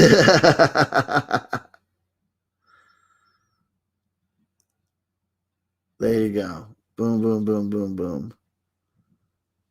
The Lloyd says Dimebag Darrell and John Lennon were murdered on the same day, 20 years apart.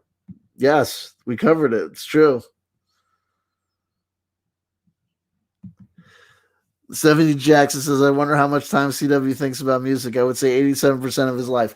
No, but what it is that when other people are just listening to music, I'm doing this ridiculous, stupid research where I'm not listening to music I actually like from my youth, but I'm listening to garbage from 2001 and 2011 to prove my point. It's basically me in my car with my iPod playlist of all the fucking bullshit that was released in 2011 going, you see, to no one, because I drive in my car by myself. And I say, remember tonight to tell Stephanie Jackson that fucking, the freaking Battles is just a rehash of Talking Heads or whatever the fuck.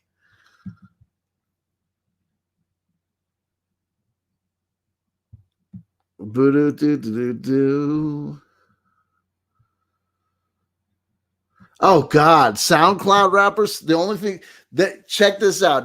I can prove to you that here's the thing about SoundCloud rappers that's great. Okay, so check this out. The early days, what eventually turned into SoundCloud rappers used to be back in the day. It was just called underground hip hop. There was an underground hip hop scene, and it went something like this. It was circa 1998, 99, there was all these collectives started to come out. There were a whole bunch in New York City centered around. I think it was the record label was called Raucous. They had a experimental music sub label called Syntax. Raucous actually put out a side project of Godflesh called Final. I believe I'm thinking correctly.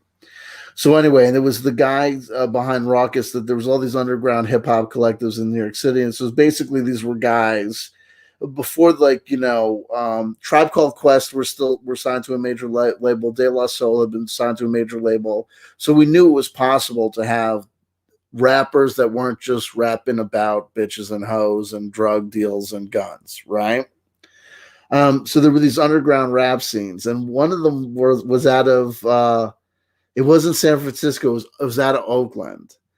And one of the rappers involved in it was a guy called MC Soul. Okay. And MC Soul used to hate all the time on Eminem, right? Eminem is a fucking sellout. He can't rap as good as I. MC Soul.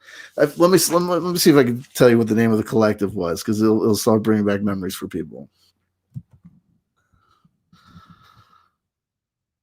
Soul, hip hop artist. He's just called Soul now. James Timothy Tim Holland Jr., born September 25th, 1977, so almost exactly 2 years younger than me. Better known by his stage name Soul, is an American underground hip hop. Underground hip hop has its own Wikipedia entry. Underground hip hop is an umbrella term for hip hop music outside the general commercial canon, i.e., dudes that can't get signed. It is typically associated with independent artists, signed to independent labels, or no label at all. Underground hip hop is often characterized by socially conscious, positive, or anti-commercial lyrics. Anyway, so Soul was trying to light um, Eminem on fire for years. Oh, guess what? He now has a podcast. Discussing politics and radical philosophy called the Soulcast. Oh my god! But anyway, this is the 20 nostalgia loop for you. Here's how it works. What was he? Wait, no. I want to get to who he was associated with. MC Soul. There we go.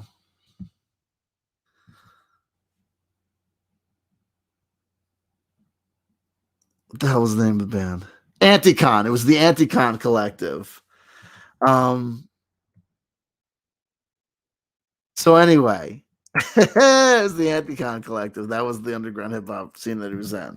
So these are the predecessors to so-called SoundCloud rappers, which are just basically rappers on the internet, right? So these guys, this was the before the days where you could transfer files easily on the internet. It was just the beginning. It was just the beginning of Napster, right? We're talking 98, we're talking 99. So especially in underground hip hop, the thing that people used to make fun of the underground hip hop kids all the time was the exact same thing that people used to make fun of the underground hardcore fans and the underground metal fans too. And it was the presence of backpacks. Everyone was walking around. It was 98. Everyone had a backpack. And if you had a backpack, it meant you were into music and you were a dweeb and like fucked up and like part of the reason the scene was dying. Anyway, so the Anticon Collective. So in one of these Anticon mixtapes, DJ Soul laced into Eminem. Eminem had a response rap aimed at Anticon and MC Soul, where Eminem famously said, the only thing high tech about your music is that you need a computer to hear it. So there's SoundCloud rapping. So that's basically internet based rapping referenced back in the day on an Eminem battle tape in 1999. 1999, let's do the math. 1999, 2009, 2019, 20-year nostalgia loop. SoundCloud rappers aren't new. There ain't nothing new under the sun. There's nothing. You know how there's nothing new under the sun? This he's a rapper, but he doesn't rap on the beat, and his words make no sense. Astroglide miracle in the dimension of space. 2 times 15,000 is nothing. I am on fire in the interdimension of blood. That shit was already passe by the time fucking who's this guy? MF Doom came out.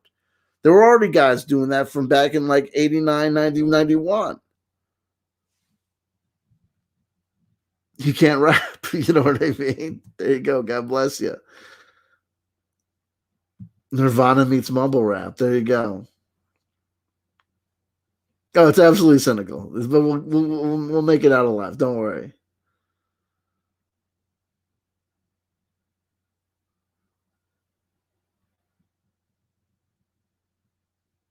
Animal Collective. Oh God, yeah, absolutely. There you go. Stephen Ronan says the rave scene was early '90s over here. The second summer of love, that it was the beginning of the UK rave scene, was 1988.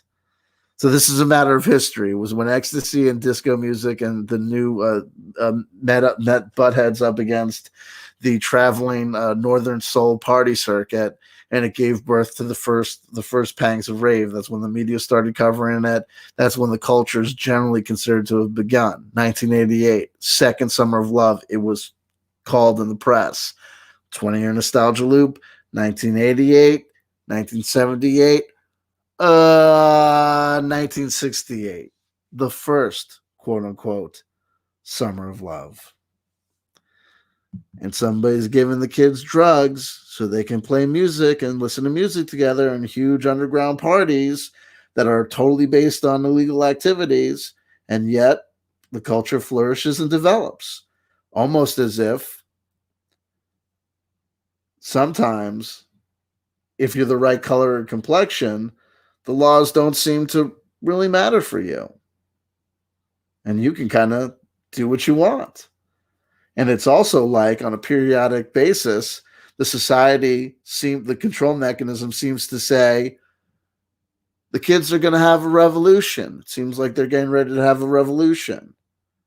They're talking about politics again. They're getting upset and activated about this again. We don't want what happened in West Germany to happen here. We don't want what happened to the USSR to happen to our system, do we? Let the kids party and have a good time. Maybe the revolution doesn't have to be changing the system or bringing down the system. Maybe the revolution can be doing all sorts of wonderful drugs that make you have all sorts of wonderful feelings while you're listening to essentially music that's 20 years old and comes out of a machine. Happy birthday. I love rave. I rave. It's beautiful stuff. But I listen to hardly any techno music nowadays because I'm not on drugs. Oh man, there's so much techno music that's beautiful and amazing. You don't have to be on drugs to hear it. No, you don't have to be, but it certainly helps. I'll tell you that much. But I kid. There's some techno music that I listen to sometimes, but not a lot actually, unfortunately.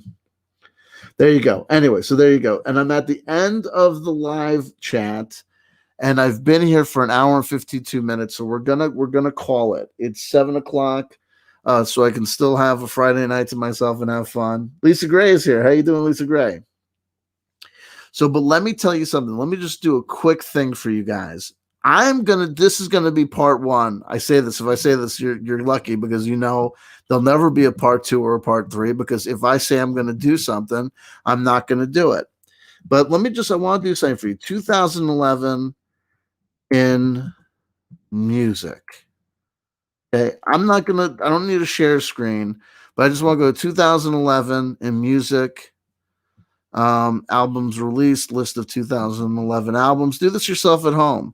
Let's look at the 2011 because there were a couple records released every year, but things start to slow down in 2011 because obviously you have the complete collapse and destruction of record stores, of commercial record stores. Tower Records closed shop in 2006. There's very few music retailers left. There are plenty of underground shops still, sure, holding on, usually selling used stuff. But for the most part, the mall based, FYE for your entertainment, which was the last conglomeration of the Sam Goody based commercial record stores, they've closed down and gone out of business. I don't even know if they still have HMVs. It's been a while. Other music and under a lot of underground record stores in New York City have closed down. Kim's Video closed. Bleecker Bob's, I believe, closed in 2006. Not only did Tower Records shutter, but a great underground store in Montclair, New Jersey called Cafe Sounds closed down. So you're going to have less and less records released, and the records you're going to see released in 2011. Here's my theory. So my theory was that in 2010, 2011 is when music starts to die, and or really the rod has set into the point where we may have reached a point where it's like someone has cancer metastasized. It gets to the point where there's no going back, and it's set in. So I'm not going to list and name every single record that was released that year, but I want to talk about a couple that were released. Cake released a record. Cake, their first record came out approximately 20 years before this. You have Pearl Jam releasing Live on 10 Legs, celebrating their 20 years in the industry. You have the Cowboy Junkies released a record. Soul Distortion released a record. John Waite, the former lead singer of the Babies, and then solo artist, and then what was the name of the group he had with Neil Schon from Journey? Journey released a record in 2011. You have also Roger Merritt and the Disasters. He was the lead singer of Agnostic Front. I believe the Agnostic Front also released a record in 2011. Ricky Martin. Seafield came back out of nowhere and released a record that was basically just Seafield music with record scratches on it. It's a decent record. There's a couple of things that I think are interesting, though, that I'm going to highlight. Roxette released their last record. Mogwai, we talked about post-rock. Mogwai have released a record every year, and they suffer from the same problem that Radiohead and Bjork have, which is a band discovers and falls upon a genius, brilliant sound, and then they're basically forced to just make that same record or mine that same sound every single record after it. So I'm not saying that Bjork hasn't made captivating records after post. It's just that essentially she basically has, it's all variations on a theme. The same thing happened to David Bowie essentially too, where once he hit upon an end stage sound, it was basically that over and over again. Black Star had some stylistic divergence, but that had to do probably a lot to do with the fact that he knew he was dying. Radiohead released a record called The King of Limbs. They have the same problem. They basically make the same record every year because why, if you've hit upon the perfect sound, why leave that sound? You have I think BDI, which I think is it's just a side project of Oasis. The Dropkick Murphys released a record called Going Out in Style. That wasn't their last record. Raekwon released REM released one of their last records. You also have Whitesnake released a record. The point being is that you're going to have these more. Travis Barker released a solo record. Underworld released a record. The Strokes, whose their first hit record was 2001. If I'm lying, I'm dying. The Dead Milkmen had a record. The Human League released a record in 2011. Green Day released a record in 2011 called Awesome as Fuck. Soundgarden released a live record. Tommy Shaw of Styx released the record. Britney Spears released a record called Femme Fatale. A lot of people have heard that one. Snoop Dogg released another record. Now, but the point where I'm listing a lot of these things, it might not be self-evident, is this. A lot of these groups, like Snoop Dogg has released approximately 2 records. If I'm lying, I'm dying. Snoop Dogg, Lil Wayne, a lot of these rappers release approximately 2 records a year and have been releasing 2 records a year since Christ was a child. That means the discography of Snoop Dogg goes to literally almost 30 to 35 records. He's competing with himself. Sum 41 tried to come back in 2011. Sum 41's first commercial success occurred, of course, in 2001. The point is that you get a band like Sum 41. It's a reiteration of a reiteration of a reiteration, and they're reiterating themselves. So the same time that Sum 41 and Newfound Glory are releasing new records 20 years after their career began, they're the people that they inspired are releasing records as well. So it becomes this washout of pop punk. Terrible. Paul Simon released a record in 2011. The Feelies came back out of nowhere from New Jersey. Foo Fighters released a record in 2011. Panda Bear released a record in 2011. Uriah Heep released a record in 2011. Explosions in the Sky talking about post rock. Where am I getting to? The Beastie Boys' last record came out in 2011 called Hot Sauce Committee Part 2. I don't know if there was a Part 1. That was their last record because one of their members unfortunately died of cancer. 6 a.m., Nikki Sixx's solo project released the record in 2011. Stevie Nicks released a record in 2011. The point of some of this stuff, the Cars released their last record in 2011. The point is this: you can release a new record, but if it's gone, it's gone. We were talking about underground hip hop. Tyler, the Creator, that had been mentioned by David Wilcox in his Dream Revelations, released his first groundbreaking record, Goblin, in 2011. Moby released a record in 2011. I don't care if you think this is interesting. I think it's interesting. Lady Gaga released her second record, I think, Born This Way. It was a big thing for her. But remember, like, where's she now? Now she's singing for a gal called Lady Gaga sang the national anthem at the inauguration of Joe Biden. Now, I'm just saying, it is what it is. I'm not saying she sucks. I'm not saying she didn't do a good job. Journey released a new record in 2011. Thurston Moore released a solo record in 2011. Death Cab for Cutie. Eddie Vedder released an album in 2011. If I'm lying, I'm dying. Eddie Vedder released a record in 2011 called Ukulele Songs. My Morning Jacket released a record in 2011. Def Leppard released a record in 2011. So did Saxon released a record in 2011.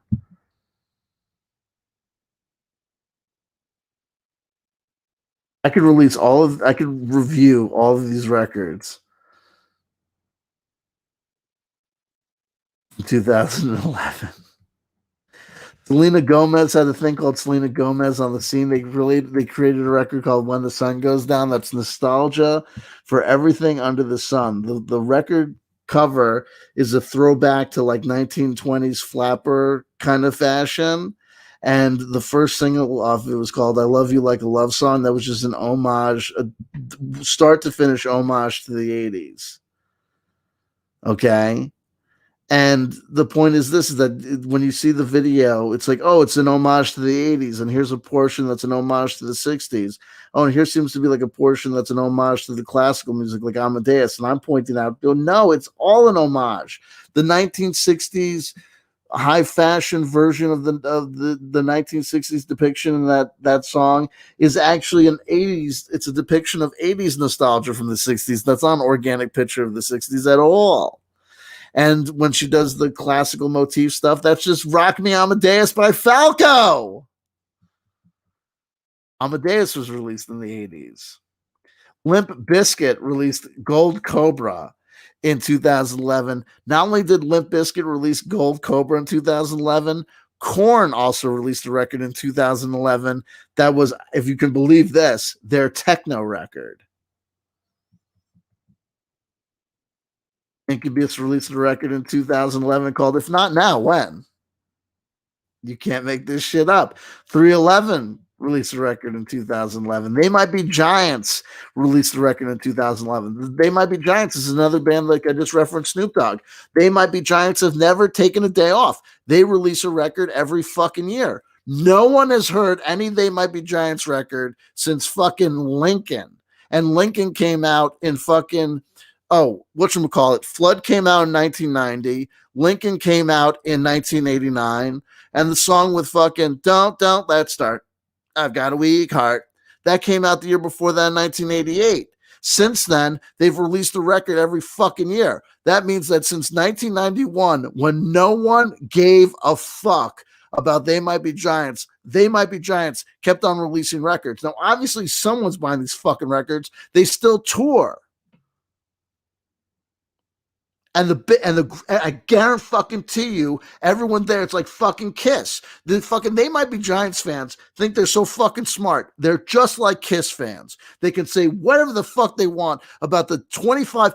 If you listened to a They Might Be Giants record every day of your life, it would be like 20 years before you came back to repeat one of them, because they release a new fucking record every year. And guess what? They got quirky song structures, and the songs and lyrics are a little bit wacky. Oh, fuck. They Might Be fucking Giants. Who I like. I have Lincoln. I have Flood. And I bought the greatest hits that came out fucking to hear the rest of this shit. And I gotta tell you, the greatest songs on the fucking greatest hits record, that was fucking the greatest hits record that I bought in 2006. Guess what? Spoiler alert, the best songs on it are from fucking Lincoln and Flood. Let's make a documentary about They Might Be fucking Giants, which they did. And let's have Janine Garofalo in the background talking about them, because there's such an influence on her, because she's 92 years old as well. And I used to have a crush on her. Till she got all political. Oh, fuck. I gotta do this. Hold on. I don't give a shit. I'm not even looking at the live chat because I'm on the Wikipedia page. Everyone can be fucking turned off. I don't give a fuck. They Might Be Giants. These fucking assholes. Hope they don't die. Anyway, They Might Be Giants. I want to go to the discography. Here's their history. Early years from 1982 to 1989. Dial-a-Song period from 1985 to 2008. They Might Be Giants in Lincoln, 86, 89. There's a lot of crossover here. I guarantee you this Wikipedia page is a nightmare, because intellectuals like They Might Be Giants, right? If intellectuals like your fucking band, like, I guarantee you that the Guided by Voices fucking Wikipedia entry has got to be fucking longer than the fucking Estonian Civil War Wikipedia entry. Look at this fucking timeline of fucking members. People give too much of a shit. This is it. They Might Be Giants is just like the fucking Grateful Dead. It's they release children's records. Fuck these guys. Let's leave these records. They Might Be Giants, 1986. Lincoln, 1988. Flood, 1990. Apollo 18, 1992. John Henry in 1994. Factory Showroom in 1996. That was like the Factory Showroom was like the last one I remember, like, knowing that they released a record. Long Tall Weekend, 1999, never heard of it. Mink Car from 2001. The Spine from 2004. The Else from 2007. I was wrong. They don't release a record every year, but they still release too many records. Join Us from 2011. Nanobots in 2013. They're onto something. Glean from 2015. Phone Power from 2016. The brilliantly titled I Like Fun from 2018. My Murdered Remains they released 3 records in 2018. Then they had children's albums that came out called No, Here Come the ABCs, Here Come the 1-2-3s, Here Comes Science, and 2015's Why.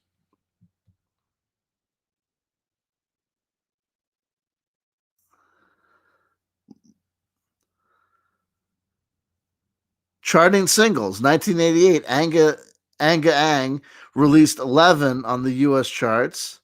Birdhouse in Your Soul, Monster, reached number 3. Twisting from 1990, I don't remember that one, reached 22.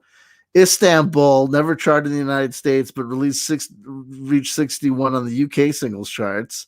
The Statue Got Me High from Apollo 18 got to number 24 on in the US. Snail Shell from 1994 went to 19. And then after that, the last charting single was a reissue of Birdhouse in Your Soul that charted at number 70 in 2010 in the UK because it was part of an advertisement. Boss of Me, the theme song from Malcolm in the Middle, reached number 21 in the UK. So they haven't even charted in the US since 1994. Fuck this month. Not that charting matters like that. Fuck these guys. No, I mean, just, you know what I mean? Like, you know what I mean? Like, they might be giants. You know what I mean? Like, just everything. Like, I just need everyone to report to the death camp. You know what I mean? I just need this to be over.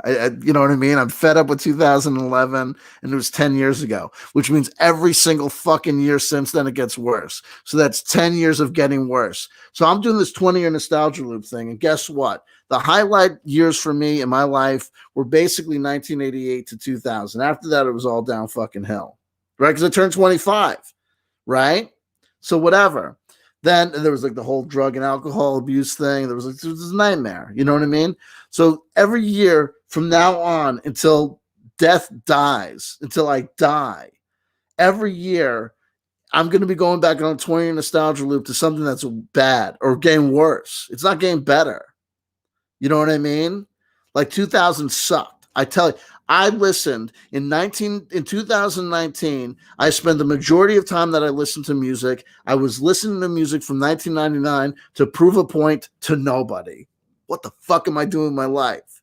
And I'm going to tell you something. A lot of the music from 1999 is tragically mediocre, and the music from 2000 was even worse. And I've been here. It's just February 5th of 2021, and I can tell you that 2011 is shaping up to be 2001 is shaping. It was a nightmare in January. I escaped to 2011, and things are barely any better. In fact, they're worse. Wu-Tang Clan released a record in 2011 called Legendary Weapons. They're another group. Keep on releasing records, guys. You know what I mean? Fuck it. Um, Jay-Z and Kanye West released Watch the Throne. And the thing that really sucks about guys like Kanye West is that the 20-year nostalgia loop means that there's going to be a whole bunch of people who think that not taking their medication means that they're a musical genius. Breaking Benjamin released the greatest hits package in 2011. Barbra Streisand released a record in 2011. Red Hot Chili Peppers released a record in 2011, as did Lil Wayne, the Carter 4. What is up with rappers and needing to do sequels to records?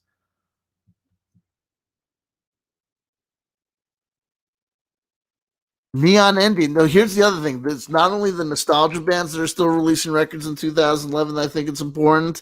It's also 2011 is when we start seeing the beginnings of vaporwave come on. Neon Indian, who are not vaporwave per se, they were part of this chill wave scene, synth pop scene. It still was an antecedent to this stuff.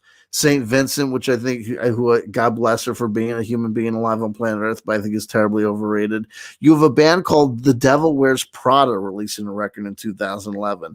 This band is named off of this is a metalcore band who took their name. I understand they started off as a Christian metal band. They took their name from a Meryl Streep movie. The fuck is wrong with the world? Stained released a record in 2011. Opeth released a record in 2011. Sebastian Bach released a record in 2011. Blink 182 released Neighborhoods in 2011. There was the supergroup Nightmare called Chickenfoot released their second record in 2011. Mastodon released a mediocre record in 2011. Seth MacFarlane of Family Guy released his crooning Music is Better Than Words Nightmare Vanity Project in 2011. Wilco came out and released a record in 2011. DJ Shadow released a record in 2011. Radio Newfound Glory released a record in 2011 that nobody needed. Styles P released a record in 2011. Evanescence released a self-titled record in 2011. James Addiction released a record in 2011. Coldplay released a record in 2011. Waits released the record in 2011. James Ferraro released Far Side Virtual in 2011, and Wire magazine out of England made it their album of the year to much controversy. So that's 2000. That means Vaporwave is 10 years old. How are people going to be nostalgic for Vaporwave when Vaporwave is a love letter nostalgia to begin with? No one, even lovers of Vaporwave, ever refer to it as anything else other than a nostalgic trip. But how are you going to be nostalgic for somebody else's nostalgia? If I listen to Vaporwave from 2011, I remember the early 90s, therefore I can be nostalgic for it, right? How can a kid today be nostalgic for the early 1990s when they weren't even fucking there? If you're nostalgic for a period of time that you weren't at, you're not nostalgic for a particular period of time. You're nostalgic for an imagined period of time that you've never experienced. I remember this. Now, I was born in 1975, but in 1988, when we were all pretending it was the go-go 60s again, dropping acid and listening to the fucking Grateful Dead and being like, oh shit, Dark Side of the Moon and all that crap. We weren't reminiscing about the 60s. We were pretending that we were in the 1960s. It's like a fucking Grateful Dead were like a fucking Disney World theme park for wannabe hippies. Lou Reed and Metallica released Lulu that you can't find on iTunes for some unknown reason. Megadeth released a record in 2011. Disturbed released a greatest hits package in 2011. Mac Miller, Onetrix Point Never. Again, another Vaporwave thing. Tycho, November 8th. Onetrix Point Never released Replica. Tycho released Dive. Chillwave, Retro Synth. Nina Hagen released a new record in 2011. REM released the greatest hits package and a new record in 2011. Lady Gaga released Born This Way. One Direction released Up All Night. Rihanna released a record in 2011. Chris Cornell released a live acoustic record in 2011. Kate Bush released her final record in 2011 so far.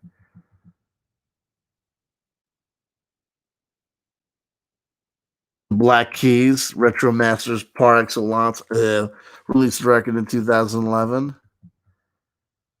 And I'm going to tell you, son, I've been looking at all these. I look at Wikipedia entries. You can do your own research. Look at the Wikipedia entries for records released in, say, 1988, and look how many records came out. And then look at this paltry list of records that came out in 2011. And look about how many of them are from fucking legacy groups. Because who's fucking releasing new records in 2011? Here's the other thing. These old records were artifacts that people could find in used record stores and discover and be like, holy shit, and have unmediated experiences with products from the past and figure out what records were crap that they got the Salvation Army dollar bin, and which records were going to be their favorite records that they listened to in 1998. But none of these things are these tapes that are released off these Bandcamp bands. They release 50, 100 copies of these cassettes to pretend like they're releasing records, to pretend that they're releasing things, and just become collector's items that will eventually end up on eBay. But who's going to be interested in them? Because people are nostalgic for the things that they actually experience, remember, and have experiences with. You can't have an experience with a fucking virtual file. These people that are releasing record, they're calling it an album. They release. How many releases of Vaporwave-esque releases get uploaded to Bandcamp every fucking week? Who can hear all this shit? And who's going to listen to any of these particular albums more than once, more than twice? And people lie all the time. They say, oh, I listen to that record all the time. There's not enough hours in the day for you to listen to that record all the time. I don't believe you.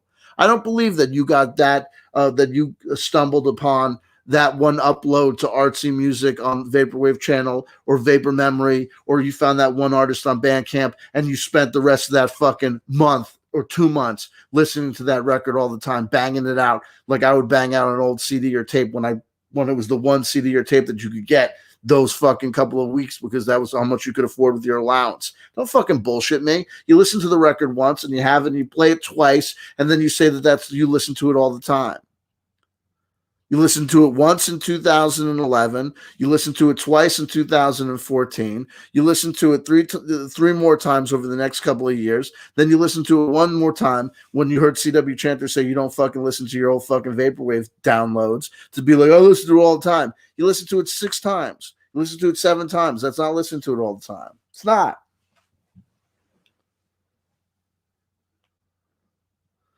There you go. Anyway, I am I'm done. I was worked up and now I'm unworked up. Stephen Ronan says, I loved Blur. Fantastic. You know, you can listen to every Blur record and you can go back 20 years and realize how they evolved. They started off, Blur literally replicates the evolution of bands like the Rolling Stones or not even so much the Beatles, but definitely like the Rolling Stones or really the Rolling Stones, and maybe like one or two other groups like the Kinks. They start off as pure contemporary pop, right? Were they the ones that did like "There's No Other Way" or no, whatever the first Blur album is just like if you go 20 years before the first Blur record in 1989, 890, go back. It's the Mersey beat scene in the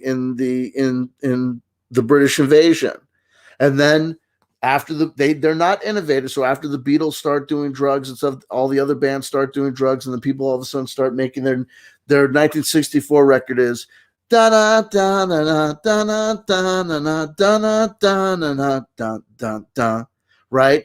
Get to 68, 69, all of a sudden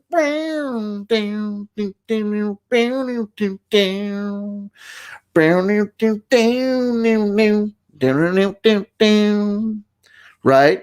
And then you move over a couple, and the sound starts changing, and now you're 1975, and the Rolling Stones are like, disco beat, disco beat. I'll be a knight in shining armor. Disco beat, make you go farther. Still sing just like I did. Here's a solo to prove we're still rock kids. Bam, bam, bam, bam, bam, bam, bam. Right? Look at David Bowie into the 80s. All of a sudden, changing my sound. Do. Synthesizer, hit it, go. Yeah, I still do the thing. Skinny little microphone.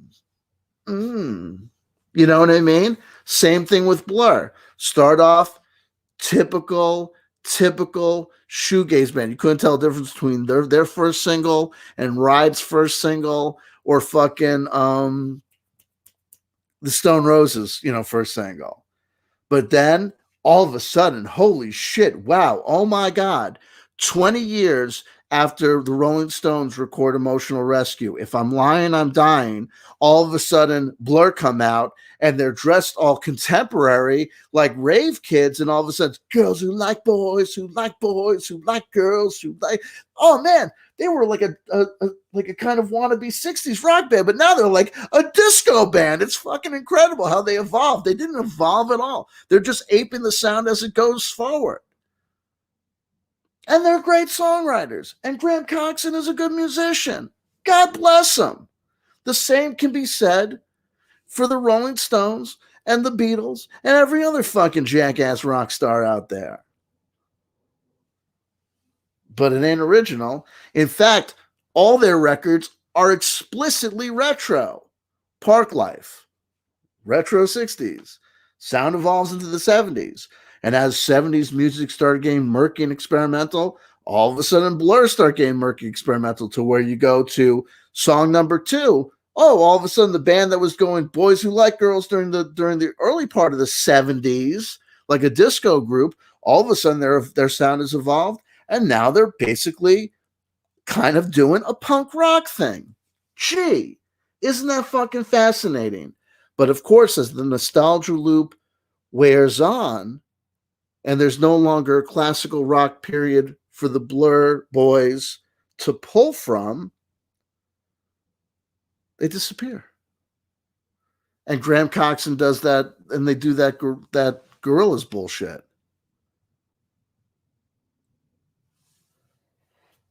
Which is just hail to the chimp.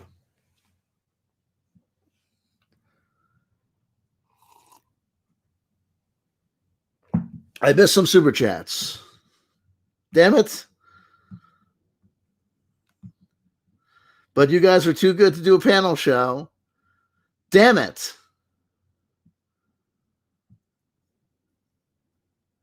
Oh, I'm sorry to hear your mom died in Jonestown in 2011. Damn! V's mom died in 2011. My God, it's all coming true.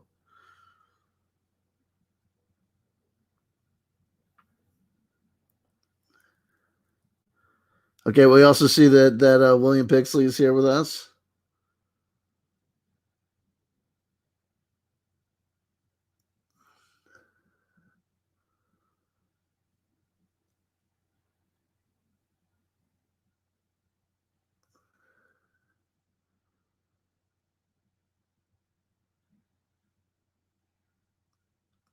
Bjork's biophilia in 2011.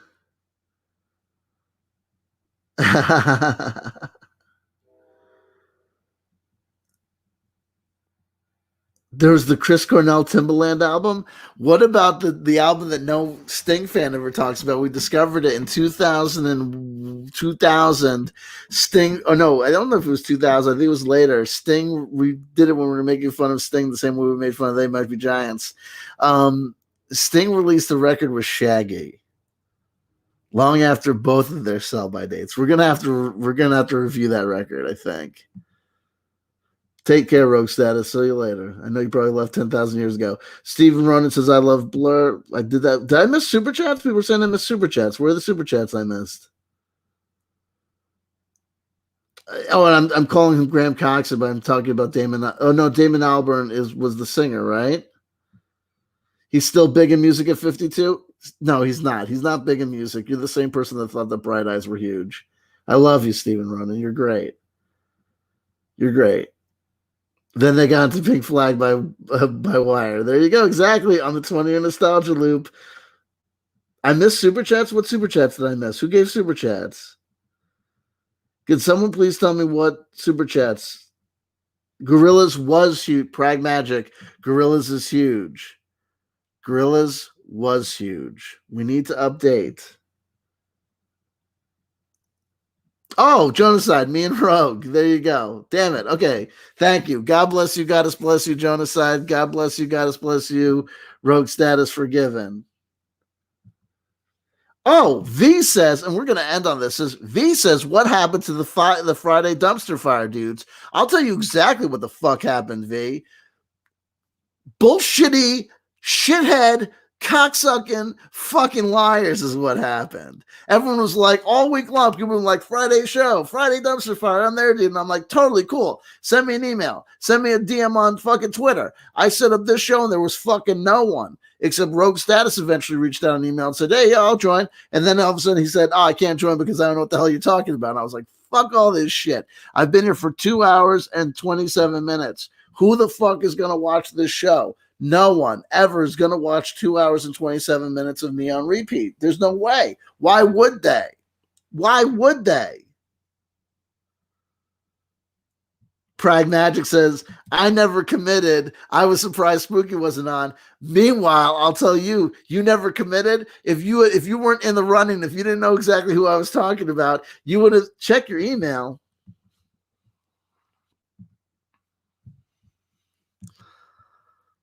I checked my email at the beginning of the show. Because I said, what the fuck are you doing at 6:35 p.m.? That was an hour ago. Now you're telling me to link you now? Jesus Christ. But I did say, Nicholas Krupp is watching. There you go. Lisa Gray gives us $4.99. God bless you.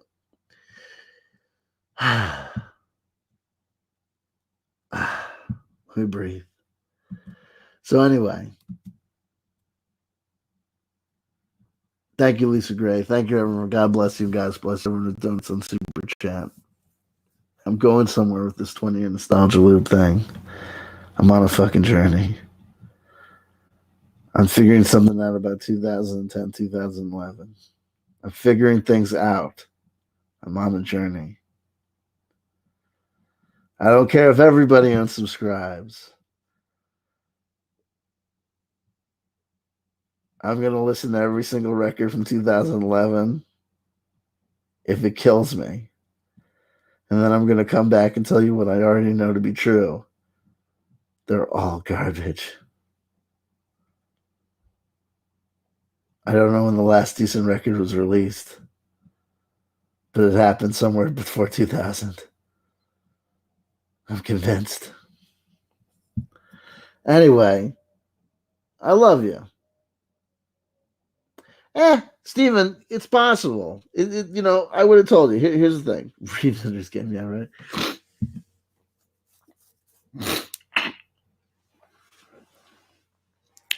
For years, I said, in all honesty, in all my possible self-assessment, I said, there's never going to be a day when I don't do something.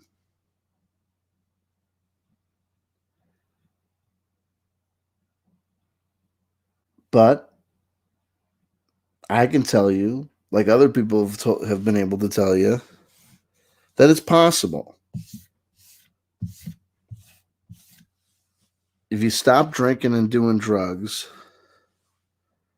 you won't be getting high and drunk all the time. And your life will change.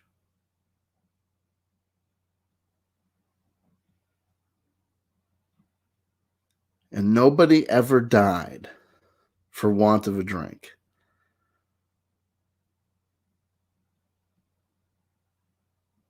Getting clean as possible. Getting sober as possible.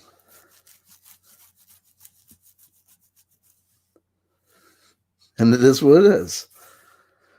Anyway.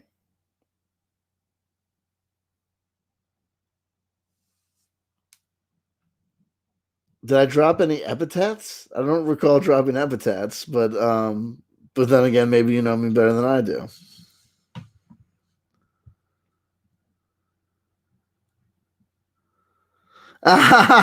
William Bixley. Again, yes, like 90% of my 2.5 hour rants, I could have probably communicated it in 5 minutes and or a sentence. Here's William Bixley. Here's the simple answer. People are recycling others and calling it creativity. Yep, I could have just said that.